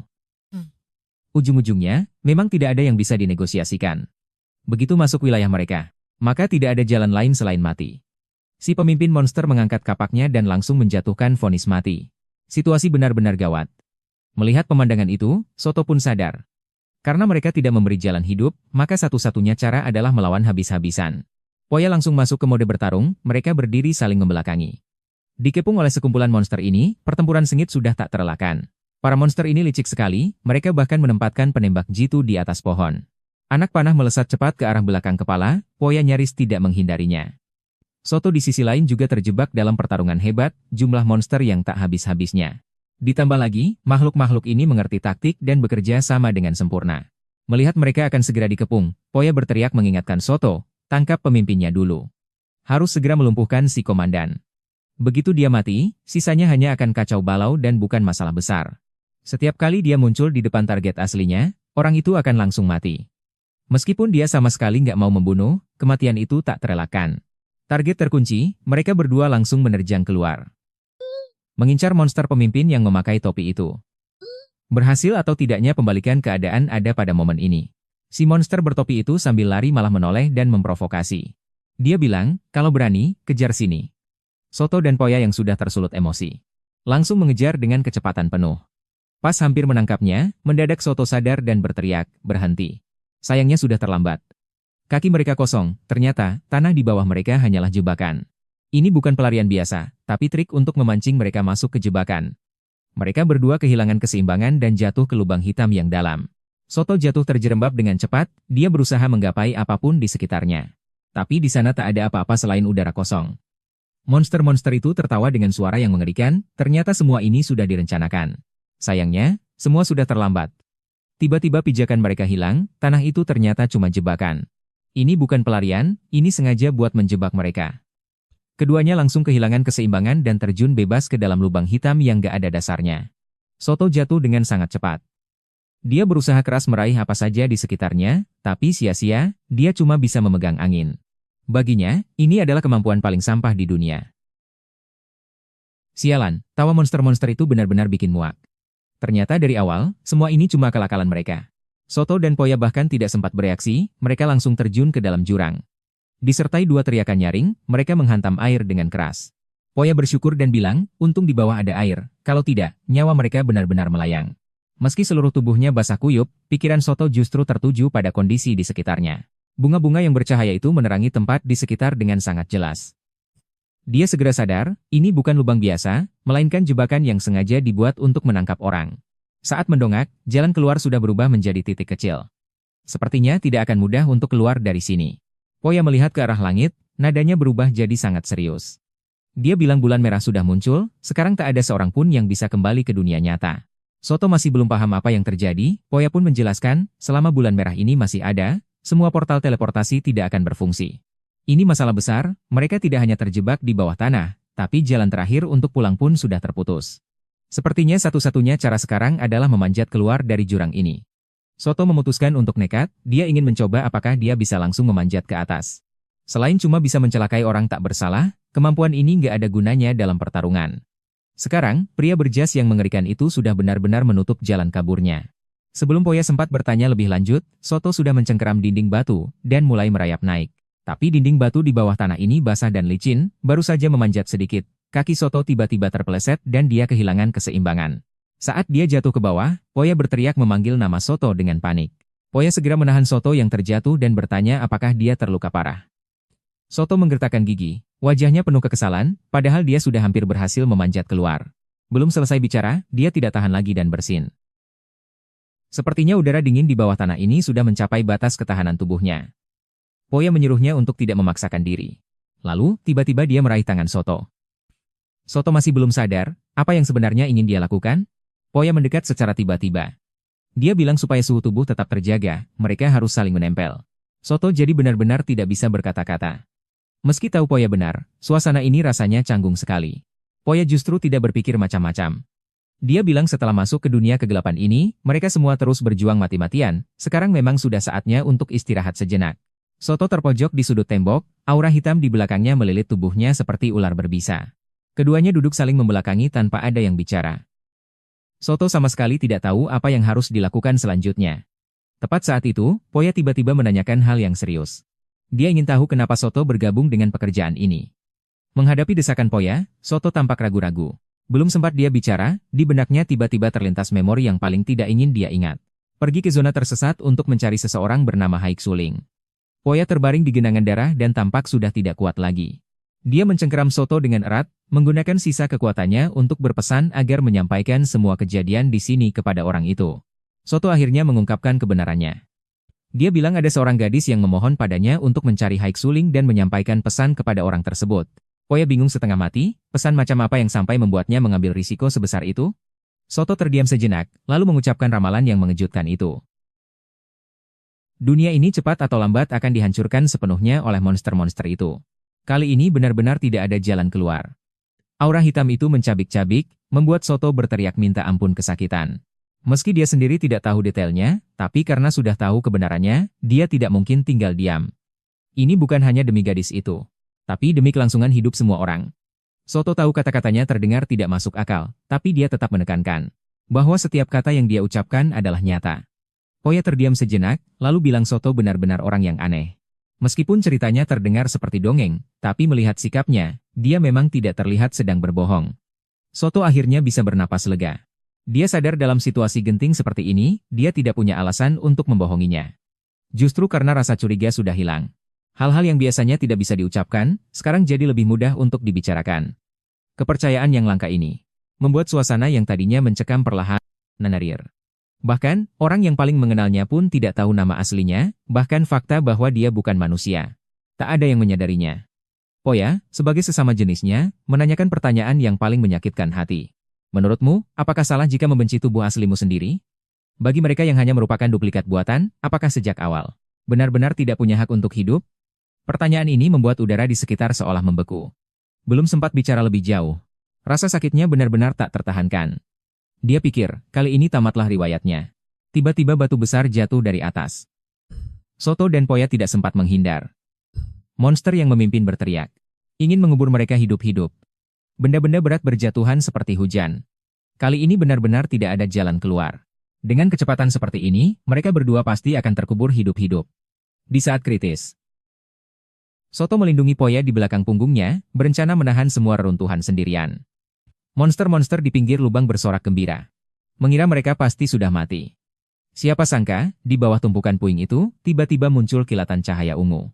Soto bertanya dengan suara pelan pada Poya, "Kau tidak apa-apa?" Monster-monster itu sudah mulai berdiskusi bagaimana cara membagi makanan mereka. Kukira orang yang tertimbun itu sudah pasti tamat. Sedetik kemudian, tiba-tiba ada cahaya ungu meledak dari balik reruntuhan. Tendangan itu benar-benar telak, langsung menerbangkan monster pemimpin itu ke udara. Saat melihat sosok yang keluar dari kepulan asap itu, para monster langsung melongo tak percaya. Si pemimpin mengertakkan gigi dan menggeram, "Kau lagi, ya?" Sepertinya mereka memang sial, makan malam mereka batal total malam ini. Siapa sangka, para monster yang tadinya berniat mengubur mereka hidup-hidup, malah jadi batu loncatan bagi Poya untuk keluar dari jebakan. Tepat di ambang kesadaran yang mulai kabur, cahaya hangat tiba-tiba menerobos masuk, secara paksa mengusir kegelapan di sekitarnya. Soto menyeringai dingin, "Mau habisi kami? Justru kalian sendiri yang bakal celaka." Para monster itu langsung panik bukan main. Karena serangan diam-diam gagal, ia terpaksa adu tenaga. Tapi sekarang giliran Soto dan Poya yang balik menyerang. Pertarungan ini benar-benar sepihak. Soto dan Boya bekerja sama dengan sangat apik, menghajar para monster seolah mereka sedang sendirian di sana. Soto berkata dingin, gerakan kalian lambat sekali. Melihat teman-temannya tumbang satu persatu, para monster itu akhirnya mulai ketakutan. Si pemimpin mau kabur, tapi kali ini tidak ada yang bisa meloloskan diri. Soto mengayunkan belatinya dengan nada bicara yang tenang tapi bikin merinding, selesai sudah. Begitu kata-kata itu terucap, Soto langsung menebas. Dia sama sekali tidak memberi lawannya celah untuk bereaksi.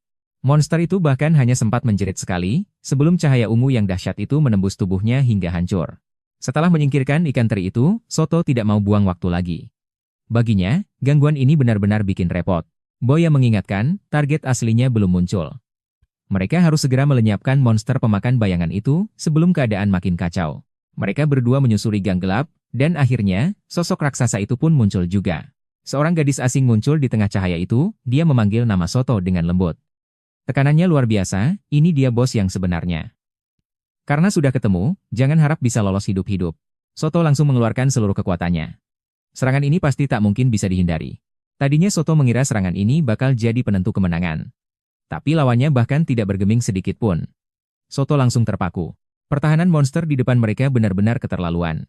Boya langsung ikut menyerang, tapi tebasan belatinya terasa seperti cuma menggelitik lawan.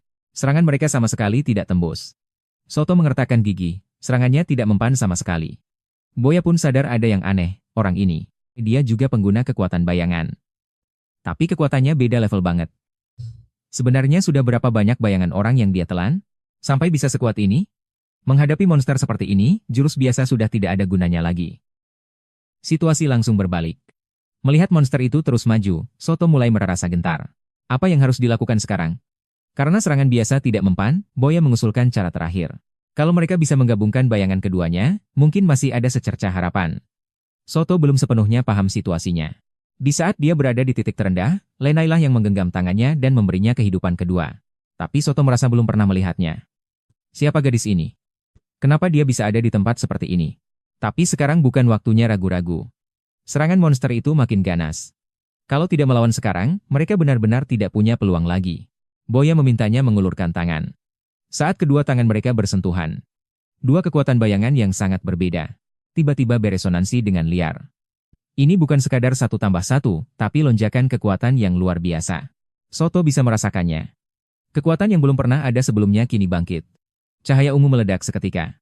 Ledakan itu langsung menelan seluruh medan pertempuran. Sekarang giliran monster itu yang sial. Serangan ini benar-benar menentukan kemenangan. Belati di tangan Soto memancarkan kekuatan yang belum pernah terlihat sebelumnya. Sudah waktunya berakhir. Monster itu tidak mampu menahan kekuatan sebesar itu. Dia hancur berkeping-keping. Kali ini dia benar-benar tamat. Soto melihat tangannya sendiri. Dia tak percaya bahwa setelah bayangan mereka bergabung, kekuatan tempur bisa meningkat sampai sejauh ini. Boya berlari mendekat dengan antusias. Pertarungan tadi memang sangat keren. Seiring hilangnya monster itu, bayangan-bayangan yang dicuri tadi akhirnya kembali ke pemiliknya masing-masing. Meski bahaya sudah reda untuk sementara, Renai menatap remaja laki-laki di depannya dengan keraguan. Dia bertanya, apa kamu benar-benar Soto? Mereka belum bisa keluar dari dunia aneh ini. Boya menjelaskan, mereka hanya perlu menunggu sampai bulan merah di langit menghilang. Maka, jalan keluarnya akan terbuka kembali. Saat mereka bersiap untuk pergi, Boya sepertinya melihat sesuatu. Dia tiba-tiba menunjuk ke kejauhan dan berteriak, Soto. Lihat ke sana, bulan merah di langit akhirnya memudar. Malam yang menyeramkan ini akhirnya akan segera berakhir. Akhirnya bisa pulang juga. Meski bahaya sudah lewat, Soto masih memikirkan Lena. Dia tidak tahu bagaimana keadaan Lena sekarang. Soto menoleh pada Boya dan berterima kasih. Terima kasih sudah menemaniku hari ini. Boya malah tertawa sambil melambaikan tangan, membimbing pendatang baru memang tugasku. Tapi jujur saja, tadi malah kau yang melindungiku. Soto buru-buru menjelaskan, kalau tidak ada kau, monster itu tidak akan mungkin bisa dikalahkan. Boya pun mengusulkan, ya sudah. Anggap saja ini kemenangan kita berdua. Bahaya akhirnya berlalu. Boya bersiap kembali ke markas untuk melapor. Saat dia hendak pergi, Soto tiba-tiba memanggilnya. Dia tampak agak ragu tentang pertanyaan yang dia ajukan di dunia tadi. Dia masih menginginkan sebuah jawaban. Soto benar-benar bingung. Dia sama sekali tidak kenal gadis ini. Namun, Renai terus bicara, semua orang mengira kamu jatuh ke laut dan tenggelam. Menghadapi pertanyaan mendadak dari Soto, Boya terdiam sejenak. Dia teringat dengan percakapan mereka sebelumnya. Boya menghela napas panjang lalu berujar, kutukan itu adalah takdir yang tak bisa dihindari oleh bayangan. Sekali hal itu terjadi, tidak akan ada jalan untuk kembali lagi. Kalau kamu merasa bersalah karena kejadian ini, maka hanya ada satu jalan yang tersisa, yaitu menebus dosa. Soto bertanya dengan penasaran, bagaimana caranya? Poya tidak langsung memberikan jawaban. Dia bilang, ini harus kamu cari tahu sendiri. Melihat Soto yang terdiam, Poya menambahkan satu kalimat lagi. Kalau suatu saat kamu merasa tidak kuat lagi, datang saja padaku untuk bicara. Poya melambaikan tangan, lalu pergi lebih dulu. Soto menatap punggungnya, lalu berbisik pelan, terima kasih. Kalau saja tidak ada dia malam ini, aku benar-benar tidak berani membayangkan apa yang akan terjadi. Setelah melepas kepergian Poya, Soto tidak membuang waktu sedetik pun dan langsung bergegas kembali ke apotek. Melihat Sunoren masih duduk di sana dengan baik-baik saja, beban di hatinya akhirnya berkurang separuh. Tapi yang paling krusial adalah Renai. Meskipun bayangannya sudah kembali ke tempat asalnya, orangnya belum juga sadarkan diri. Apa kamu benar-benar nggak ingat apapun? Soto terdiam. Soto berjaga di samping sofa dengan perasaan yang terus berdebar kencang. Tepat saat itu, Renai akhirnya menunjukkan tanda-tanda sadar. Dia membuka mata dengan linglung, dan orang pertama yang dilihatnya adalah Soto yang sedang menjaganya. Renai akhirnya terbangun.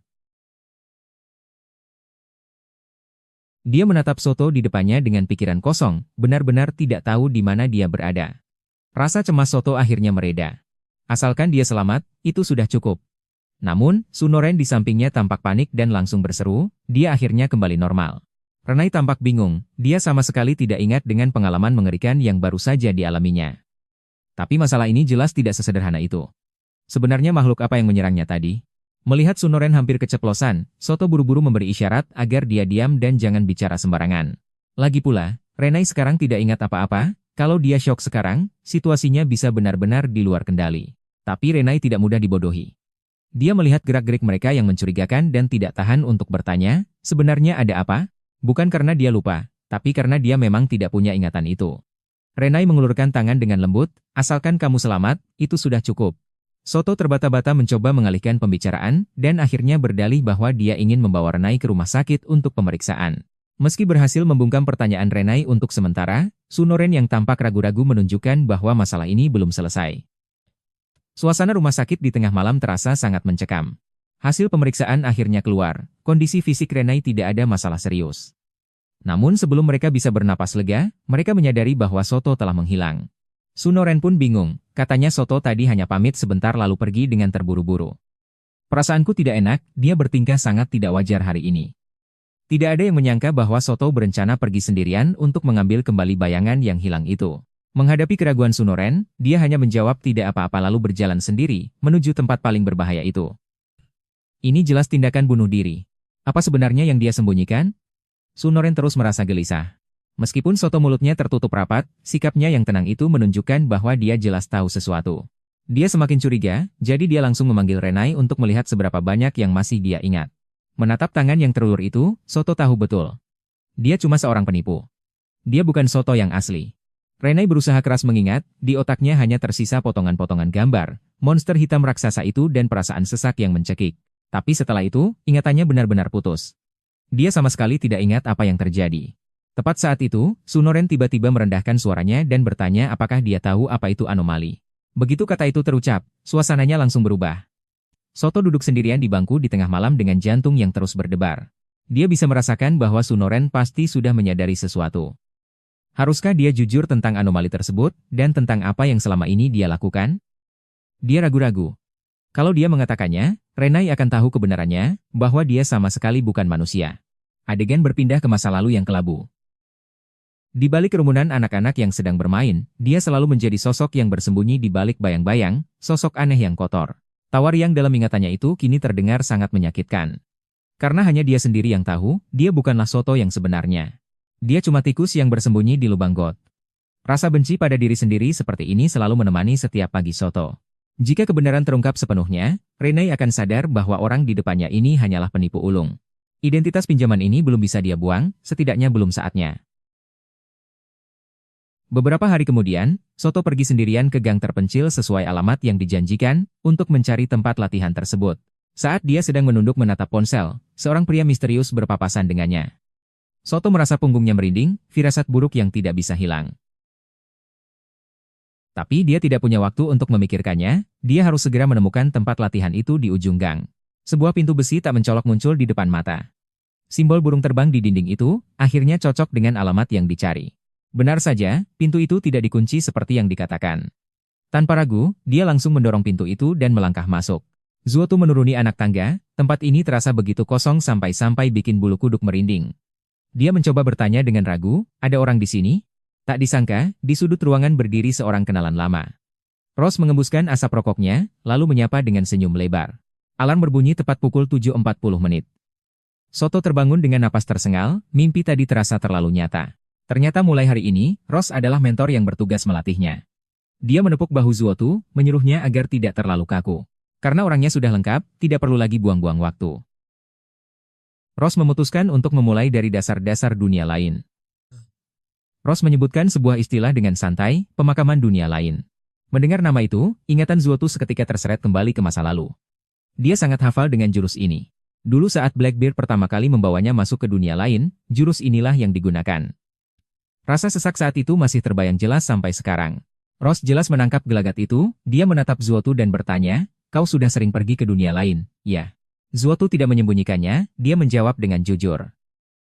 Ross bicara belak-belakan, karena sudah bergabung dengan 8 jari, kalau sampai tidak bisa pergi ke dunia lain sendirian, maka hidupmu tamat. Bagaimanapun, dunia lain itu dimensi yang benar-benar berbeda. Kalau mau ke sana, kau harus merobek celah ruang secara paksa. Ross memperingatkan dengan serius, kalau koneksi koordinatnya tidak presisi, kau bisa terlempar ke ruang dan waktu manapun, bahkan ke masa lalu atau masa depan.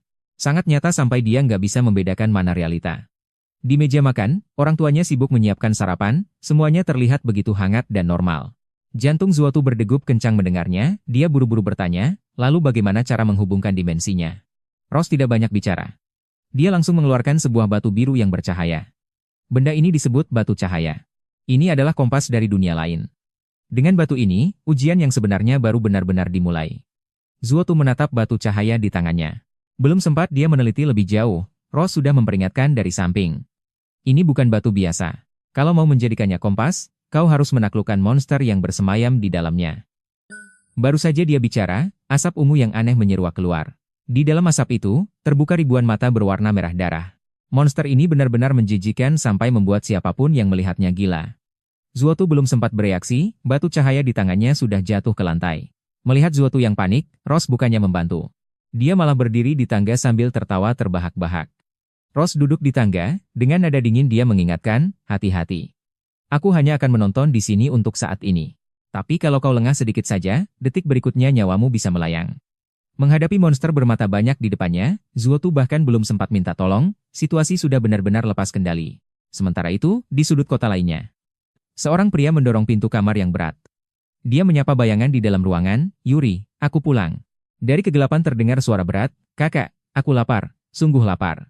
Makhluk raksasa yang dipanggil Yuri itu sepertinya sudah hampir tidak bisa menahan diri. Dia menggigit roti di tangannya. Tanpa terasa, dia sudah menggantikan identitas ini selama 3 tahun. Topeng ini sudah menyatu dengan kulitnya.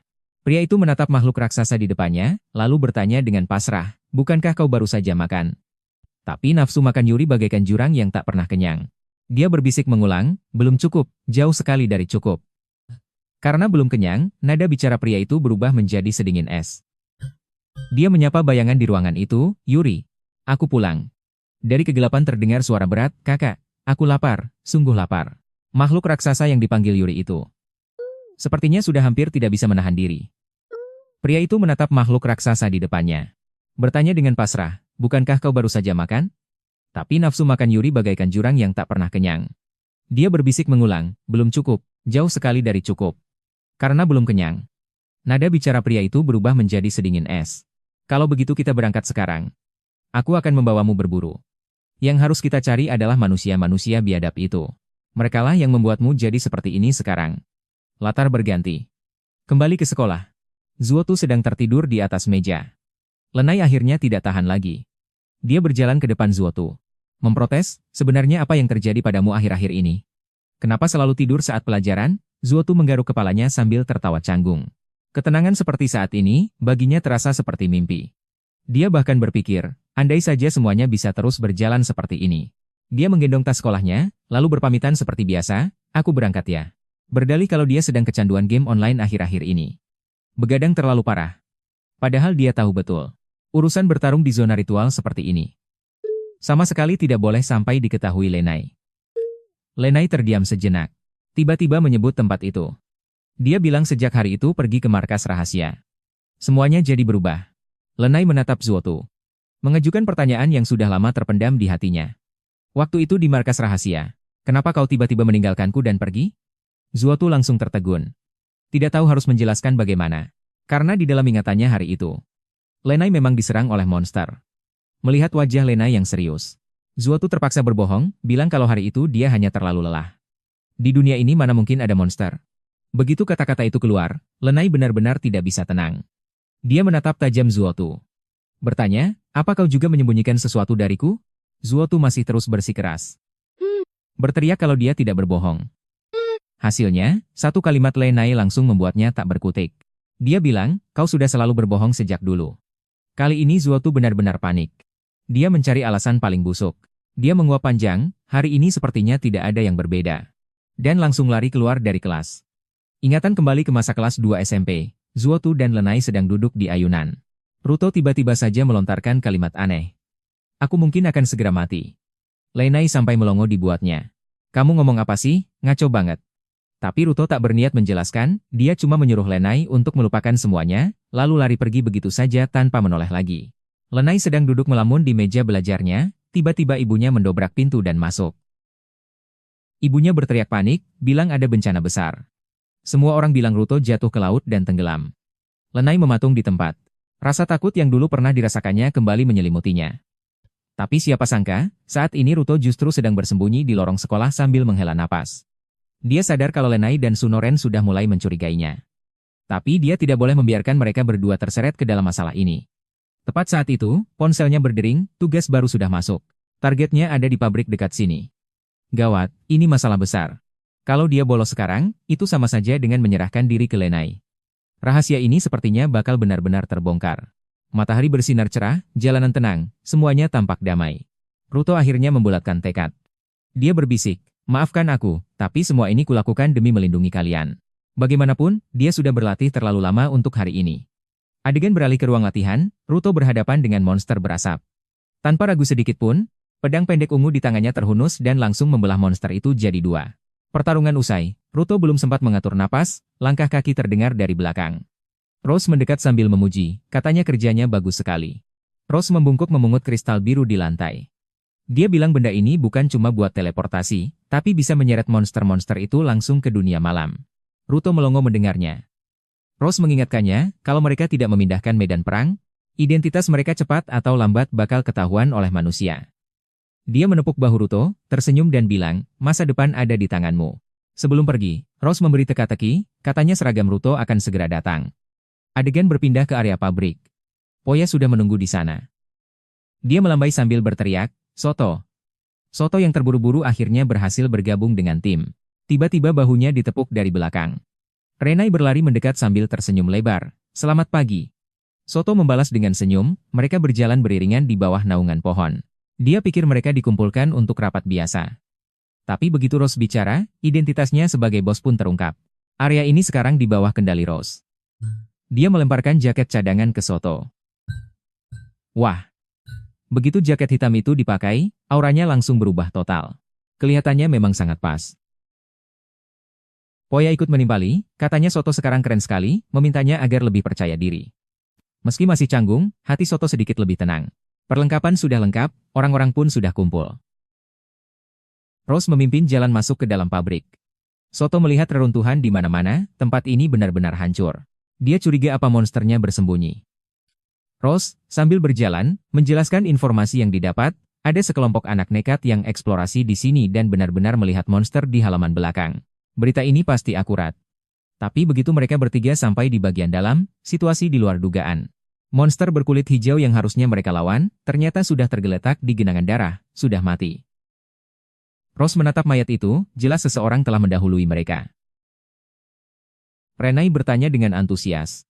Besok kan mulai liburan musim panas, kamu punya rencana? Soto mengira itu ulah rekan setimnya, tapi Poya merasa ini tidak sesederhana itu. Tepat saat itu, Rose merasakan sesuatu yang aneh. Rose berteriak keras, cepat lari, pergi dari sana. Baru saja dia bicara, cahaya biru menghantam lantai. Guncangannya hampir membuat seluruh pabrik rubuh. Soto belum sempat bangkit, sudah dihadang oleh bayangan hitam. Ukuran tubuh ini jelas bukan kelas teri seperti tadi. Monster itu. Di rongga matanya yang kosong terpancar cahaya biru yang mengerikan. Dengan dingin dia berkata, manusia itu jahat. Harus dibunuh semua. Soto sekarang benar-benar terkunci. Tidak ada tempat untuk lari. Melihat tinju itu akan menghantamnya, makhluk ini ternyata dialiri listrik. Rose langsung tahu ada yang tidak beres. Ini bukan monster biasa. Gawat, ini bencana besar. Belum sempat mereka bereaksi, Yori sudah mengincar Poya yang terjatuh. Pukulan itu bisa membunuhnya. Di saat kritis, Rose nekat maju untuk menahan serangan. Kekuatannya terlalu besar, dia langsung terpental. Poya panik bukan main, dia mencabut pedang dan menyerang. Tapi serangannya sama sekali tidak menembus pertahanan lawan. Soto menjawab dengan gugup. Dia memandangi pemandangan di depannya, dia sempat mengira kedamaian ini akan terus berlanjut selamanya. Poya malah dicekik kuat, aliran listrik hebat langsung menjalar ke seluruh tubuhnya. Melihat rekan-rekannya tumbang satu persatu, Soto benar-benar ketakutan. Kekuatan ini tidak masuk akal, ini bukan monster biasa. Rose kena sengatan listrik telak, sekarang seluruh tubuhnya mati rasa dan tidak bisa diandalkan. Di saat yang menentukan ini, seekor kucing muncul dari reruntuhan. Kucing itu dengan santainya malah menjilati cakarnya. Gawat, Yori. Sudah mengincarnya. Soto berteriak, berhenti. Kukira bakal ada pertumpahan darah, tapi perilaku monster itu berubah drastis. Dia dengan lembut menggendong kucing itu, bahkan bilang akan melindunginya seumur hidup. Pemandangan ini bikin Soto dan Rose melongo. Tadi kelihatan haus darah, sekarang malah jadi pelindung kucing. Mumpung lawan lagi nggak niat berantem, Soto buru-buru menolong Poya yang terluka. Untungnya cuma gertakan. Sambil menatap punggung monster yang lagi menggendong kucing itu menjauh, Soto tenggelam dalam pikirannya. Sebenarnya, siapa dia? Tiba-tiba, ada suara dari atas. Monster bernama Yuri itu ternyata diperintah oleh seorang pria berjas lap putih. Soto mendongak, dan jantungnya serasa mau copot. Wajah itu familiar sekali. Dia pernah lihat foto itu di arsip markas. Itu adalah buronan kelas kakap yang diincar organisasi. Sekali muncul, harus segera dilaporkan, karena dia bakal jadi musuh paling merepotkan. Rose nggak peduli, dia langsung menghujani orang di atas sana dengan tembakan. Renai tiba-tiba mengusulkan. Kalau belum ada rencana, gimana kalau kita jalan-jalan bareng? Siapa kau sebenarnya? Ditanya begitu, pria itu cuma membenarkan kacamatanya dengan santai. Dia bilang ini cuma eksperimen untuk merombak dunia yang sudah busuk ini. Orang gila ini nggak ada niat menyisakan siapapun. Dia mau memakai para monster itu buat menghancurkan segalanya. Perkataan itu memicu ingatan Poya. Dihadapkan dengan serangan gila monster itu, senjata di tangannya pun nyaris tak bisa digenggam. Dia berteriak putus asa karena nggak mau bertarung lagi, tapi monster itu nggak mau berhenti.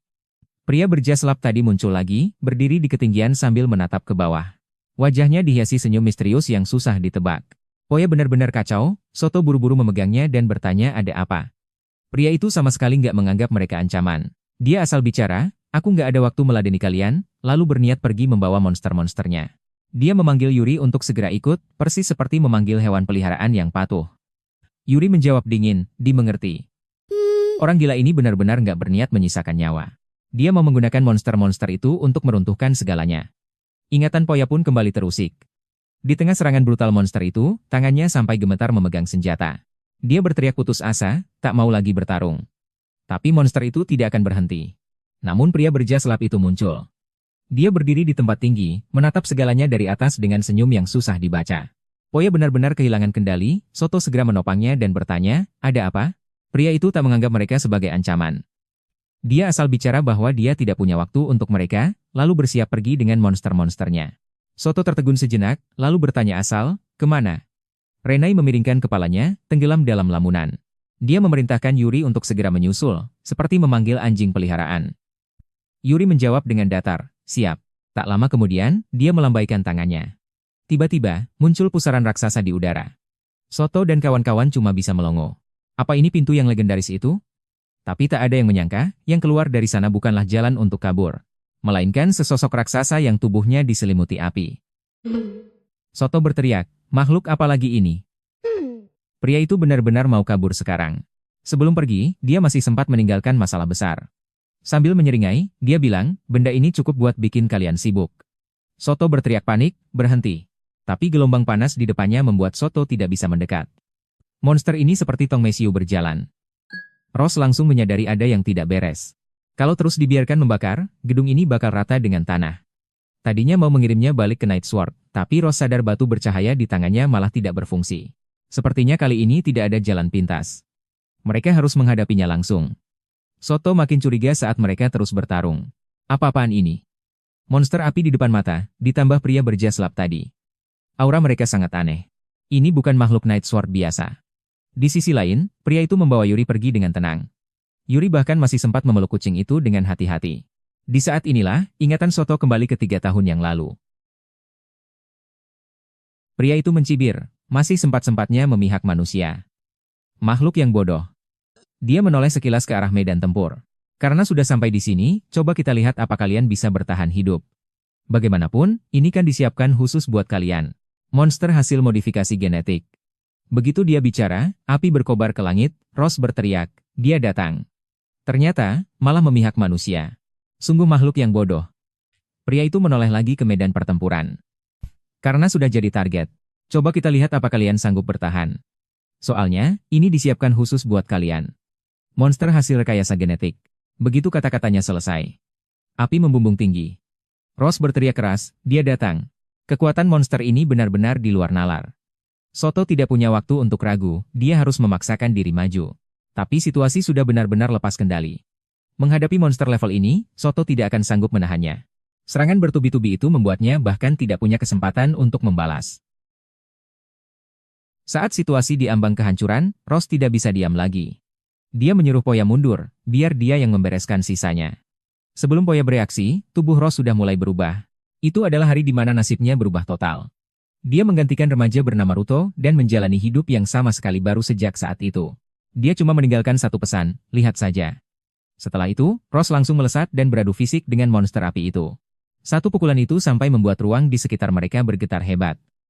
Soto cuma bisa terpaku, pertempuran level ini bukan levelnya buat ikut campur. Tapi monster ini keras kepala, Ross sadar serangan biasa tidak akan mempan. Kalau terus begini, pasti bakal celaka. Soto mengusulkan agar dia saja yang memancing perhatian monster itu. Sambil terus maju, Ross berpesan agar Soto hati-hati, karena panasnya luar biasa dan dia tidak bisa lagi melindungi orang lain. Soto tahu betul situasinya sedang kritis, tapi hawa panas ini sangat merepotkan, jadi dia harus mencari cara untuk menciptakan celah bagi Ross. Dia mengeluarkan banyak tangan bayangan, mencoba mengunci gerakan monster itu secara paksa. Asal bisa ditahan sekejap saja, Ross pasti bisa memberikan serangan fatal. Tapi siapa sangka suhu monster itu sangat tinggi, bayangannya bahkan sudah sirna sebelum sempat mendekat. Mereka bahkan tidak bisa menahannya. Gawat, cara terakhir pun gagal total. Melihat sihir bayangannya tidak mempan, Soto benar-benar kehabisan akal. Lenai menunjuk keluar jendela dan berteriak, Soto, lihat. Ada pelangi. Di senja yang indah itu, Renailah yang menggandeng tangannya dan membawanya pulang ke rumah itu. Tepat saat pintu terbuka. Saat dia sedang buntu, Poya yang terluka tiba-tiba datang menghampiri. Meskipun tubuhnya belum pulih sepenuhnya, dia sudah tak peduli lagi. Dia memutuskan untuk nekat dan memberikan seluruh sisa kekuatannya kepada Soto. Di depan sana, Ross masih berjuang mati-matian. Demi mengulur waktu untuk rekan-rekannya, dia menahan semburan api monster itu dengan tubuhnya sendiri. Walaupun terpental mundur karena terbakar, dia tidak mundur selangkah pun. Tepat di saat kritis ini, Soto akhirnya merasakan kekuatan itu. Dia menatap tajam ke arah bayangan hitam di dalam api, lalu berteriak, ketemu kau. Tangan bayangan akhirnya berhasil mengunci monster itu dengan erat. Soto berteriak lantang, Ross, cepat serang. Aku tidak bisa bertahan lama lagi. Ross tidak ragu sedikit pun, dia langsung menerjang maju. Dia telah mempertaruhkan segalanya pada pukulan ini, tapi hasilnya sungguh di luar dugaan. Pertahanan monster ini benar-benar gila. Meski kena serangan telak, monster itu sama sekali tidak bergeming. Sisi Soto sudah mencapai batasnya, tangan bayangannya bisa hancur kapan saja. Dia hanya bisa mendesak Ross untuk cepat-cepat, dan Ross membalas dengan teriakan. Wanita itu memeluknya erat-erat. Untuk pertama kalinya, dia merasakan hangatnya pelukan seorang ibu. Sepiring nasi omelet yang masih mengepul panas, membuatnya merasa bahwa hidup ini sungguh berharga. Dalam hatinya, dia tahu betul kalau jurus ini tidak berhasil, situasi akan benar-benar di luar kendali. Menghadapi monster yang tidak bisa ditembus itu, sebuah ide gila muncul di benak Soto. Kalau serangan frontal tidak mempan, ya sudah, telan saja monster itu bulat-bulat. Bayangan di bawah kakinya tiba-tiba mengamuk, berubah menjadi pilar hitam raksasa yang membumbung tinggi ke langit. Poya dan Ross yang ada di sampingnya tertegun. Apa anak ini sudah gila? Soto sangat sadar, ini adalah pertaruhan terakhirnya. Karena tidak bisa membunuh monster itu, dia akan memaksanya masuk ke dalam bayangannya sendiri. Tapi jurus ini benar-benar taruhan nyawa. Jika gerakannya tidak cukup cepat, sebelum monster itu lenyap, dirinya sendiri yang akan ditelan oleh bayangan itu lebih dulu. Seiring dengan raungan terakhir Soto, pusaran bayangan raksasa itu menelan monster tersebut secara paksa. Cahaya api meredup, menyisakan kesunyian yang mencekam di medan perang. Ross dan Poya segera berlari menghampiri, tapi selain sisa-sisa bayangan di tanah, sosok Soto sama sekali tidak terlihat. Poya berteriak panik, takut kalau Soto ikut terbawa oleh sihirnya sendiri. Saat itulah, Soto akhirnya merangkak keluar dari bayangan. Namun, semua itu hanyalah kebohongan belaka. Meskipun terlihat sangat lemah, dia masih berusaha memaksakan senyum dan memberitahu semuanya, kita menang. Poya baru saja menghela napas lega dan belum sempat memujinya, Soto langsung jatuh pingsan. Gawat. Harga yang harus dibayar untuk jurus ini. Ternyata, jauh lebih berat daripada yang dibayangkan semua orang. Zoto menatap makanan di depannya, di dalam hati dia sadar betul, selama 3 tahun ini dia hidup dengan identitas orang lain. Sampai kapan rahasia ini bisa terus disembunyikan? Lenai tersenyum dan bilang, sebenarnya ada tempat yang selalu ingin dia kunjungi. Melihat punggung Lenai, Zoto hanya bisa terdiam membisu. Jika dia mengungkapkan kebenarannya sekarang, itu hanya akan membuat Lenai hancur berantakan. Jadi, begini saja sudah cukup. Selama dia terus berpura-pura menjadi orang ini, tidak akan ada yang terluka, dan semua orang bisa terus menjalani kehidupan yang bahagia. Tiba-tiba Lenai mendekat, mengerjapkan matanya dan bertanya, apakah kamu masih ingat apa yang kamu katakan saat festival musim panas dulu? Zoto langsung mematung, dia sama sekali tidak punya ingatan tentang kejadian itu. Dia hanya bisa menjawab dengan canggung, maaf, waktu itu aku bilang apa ya?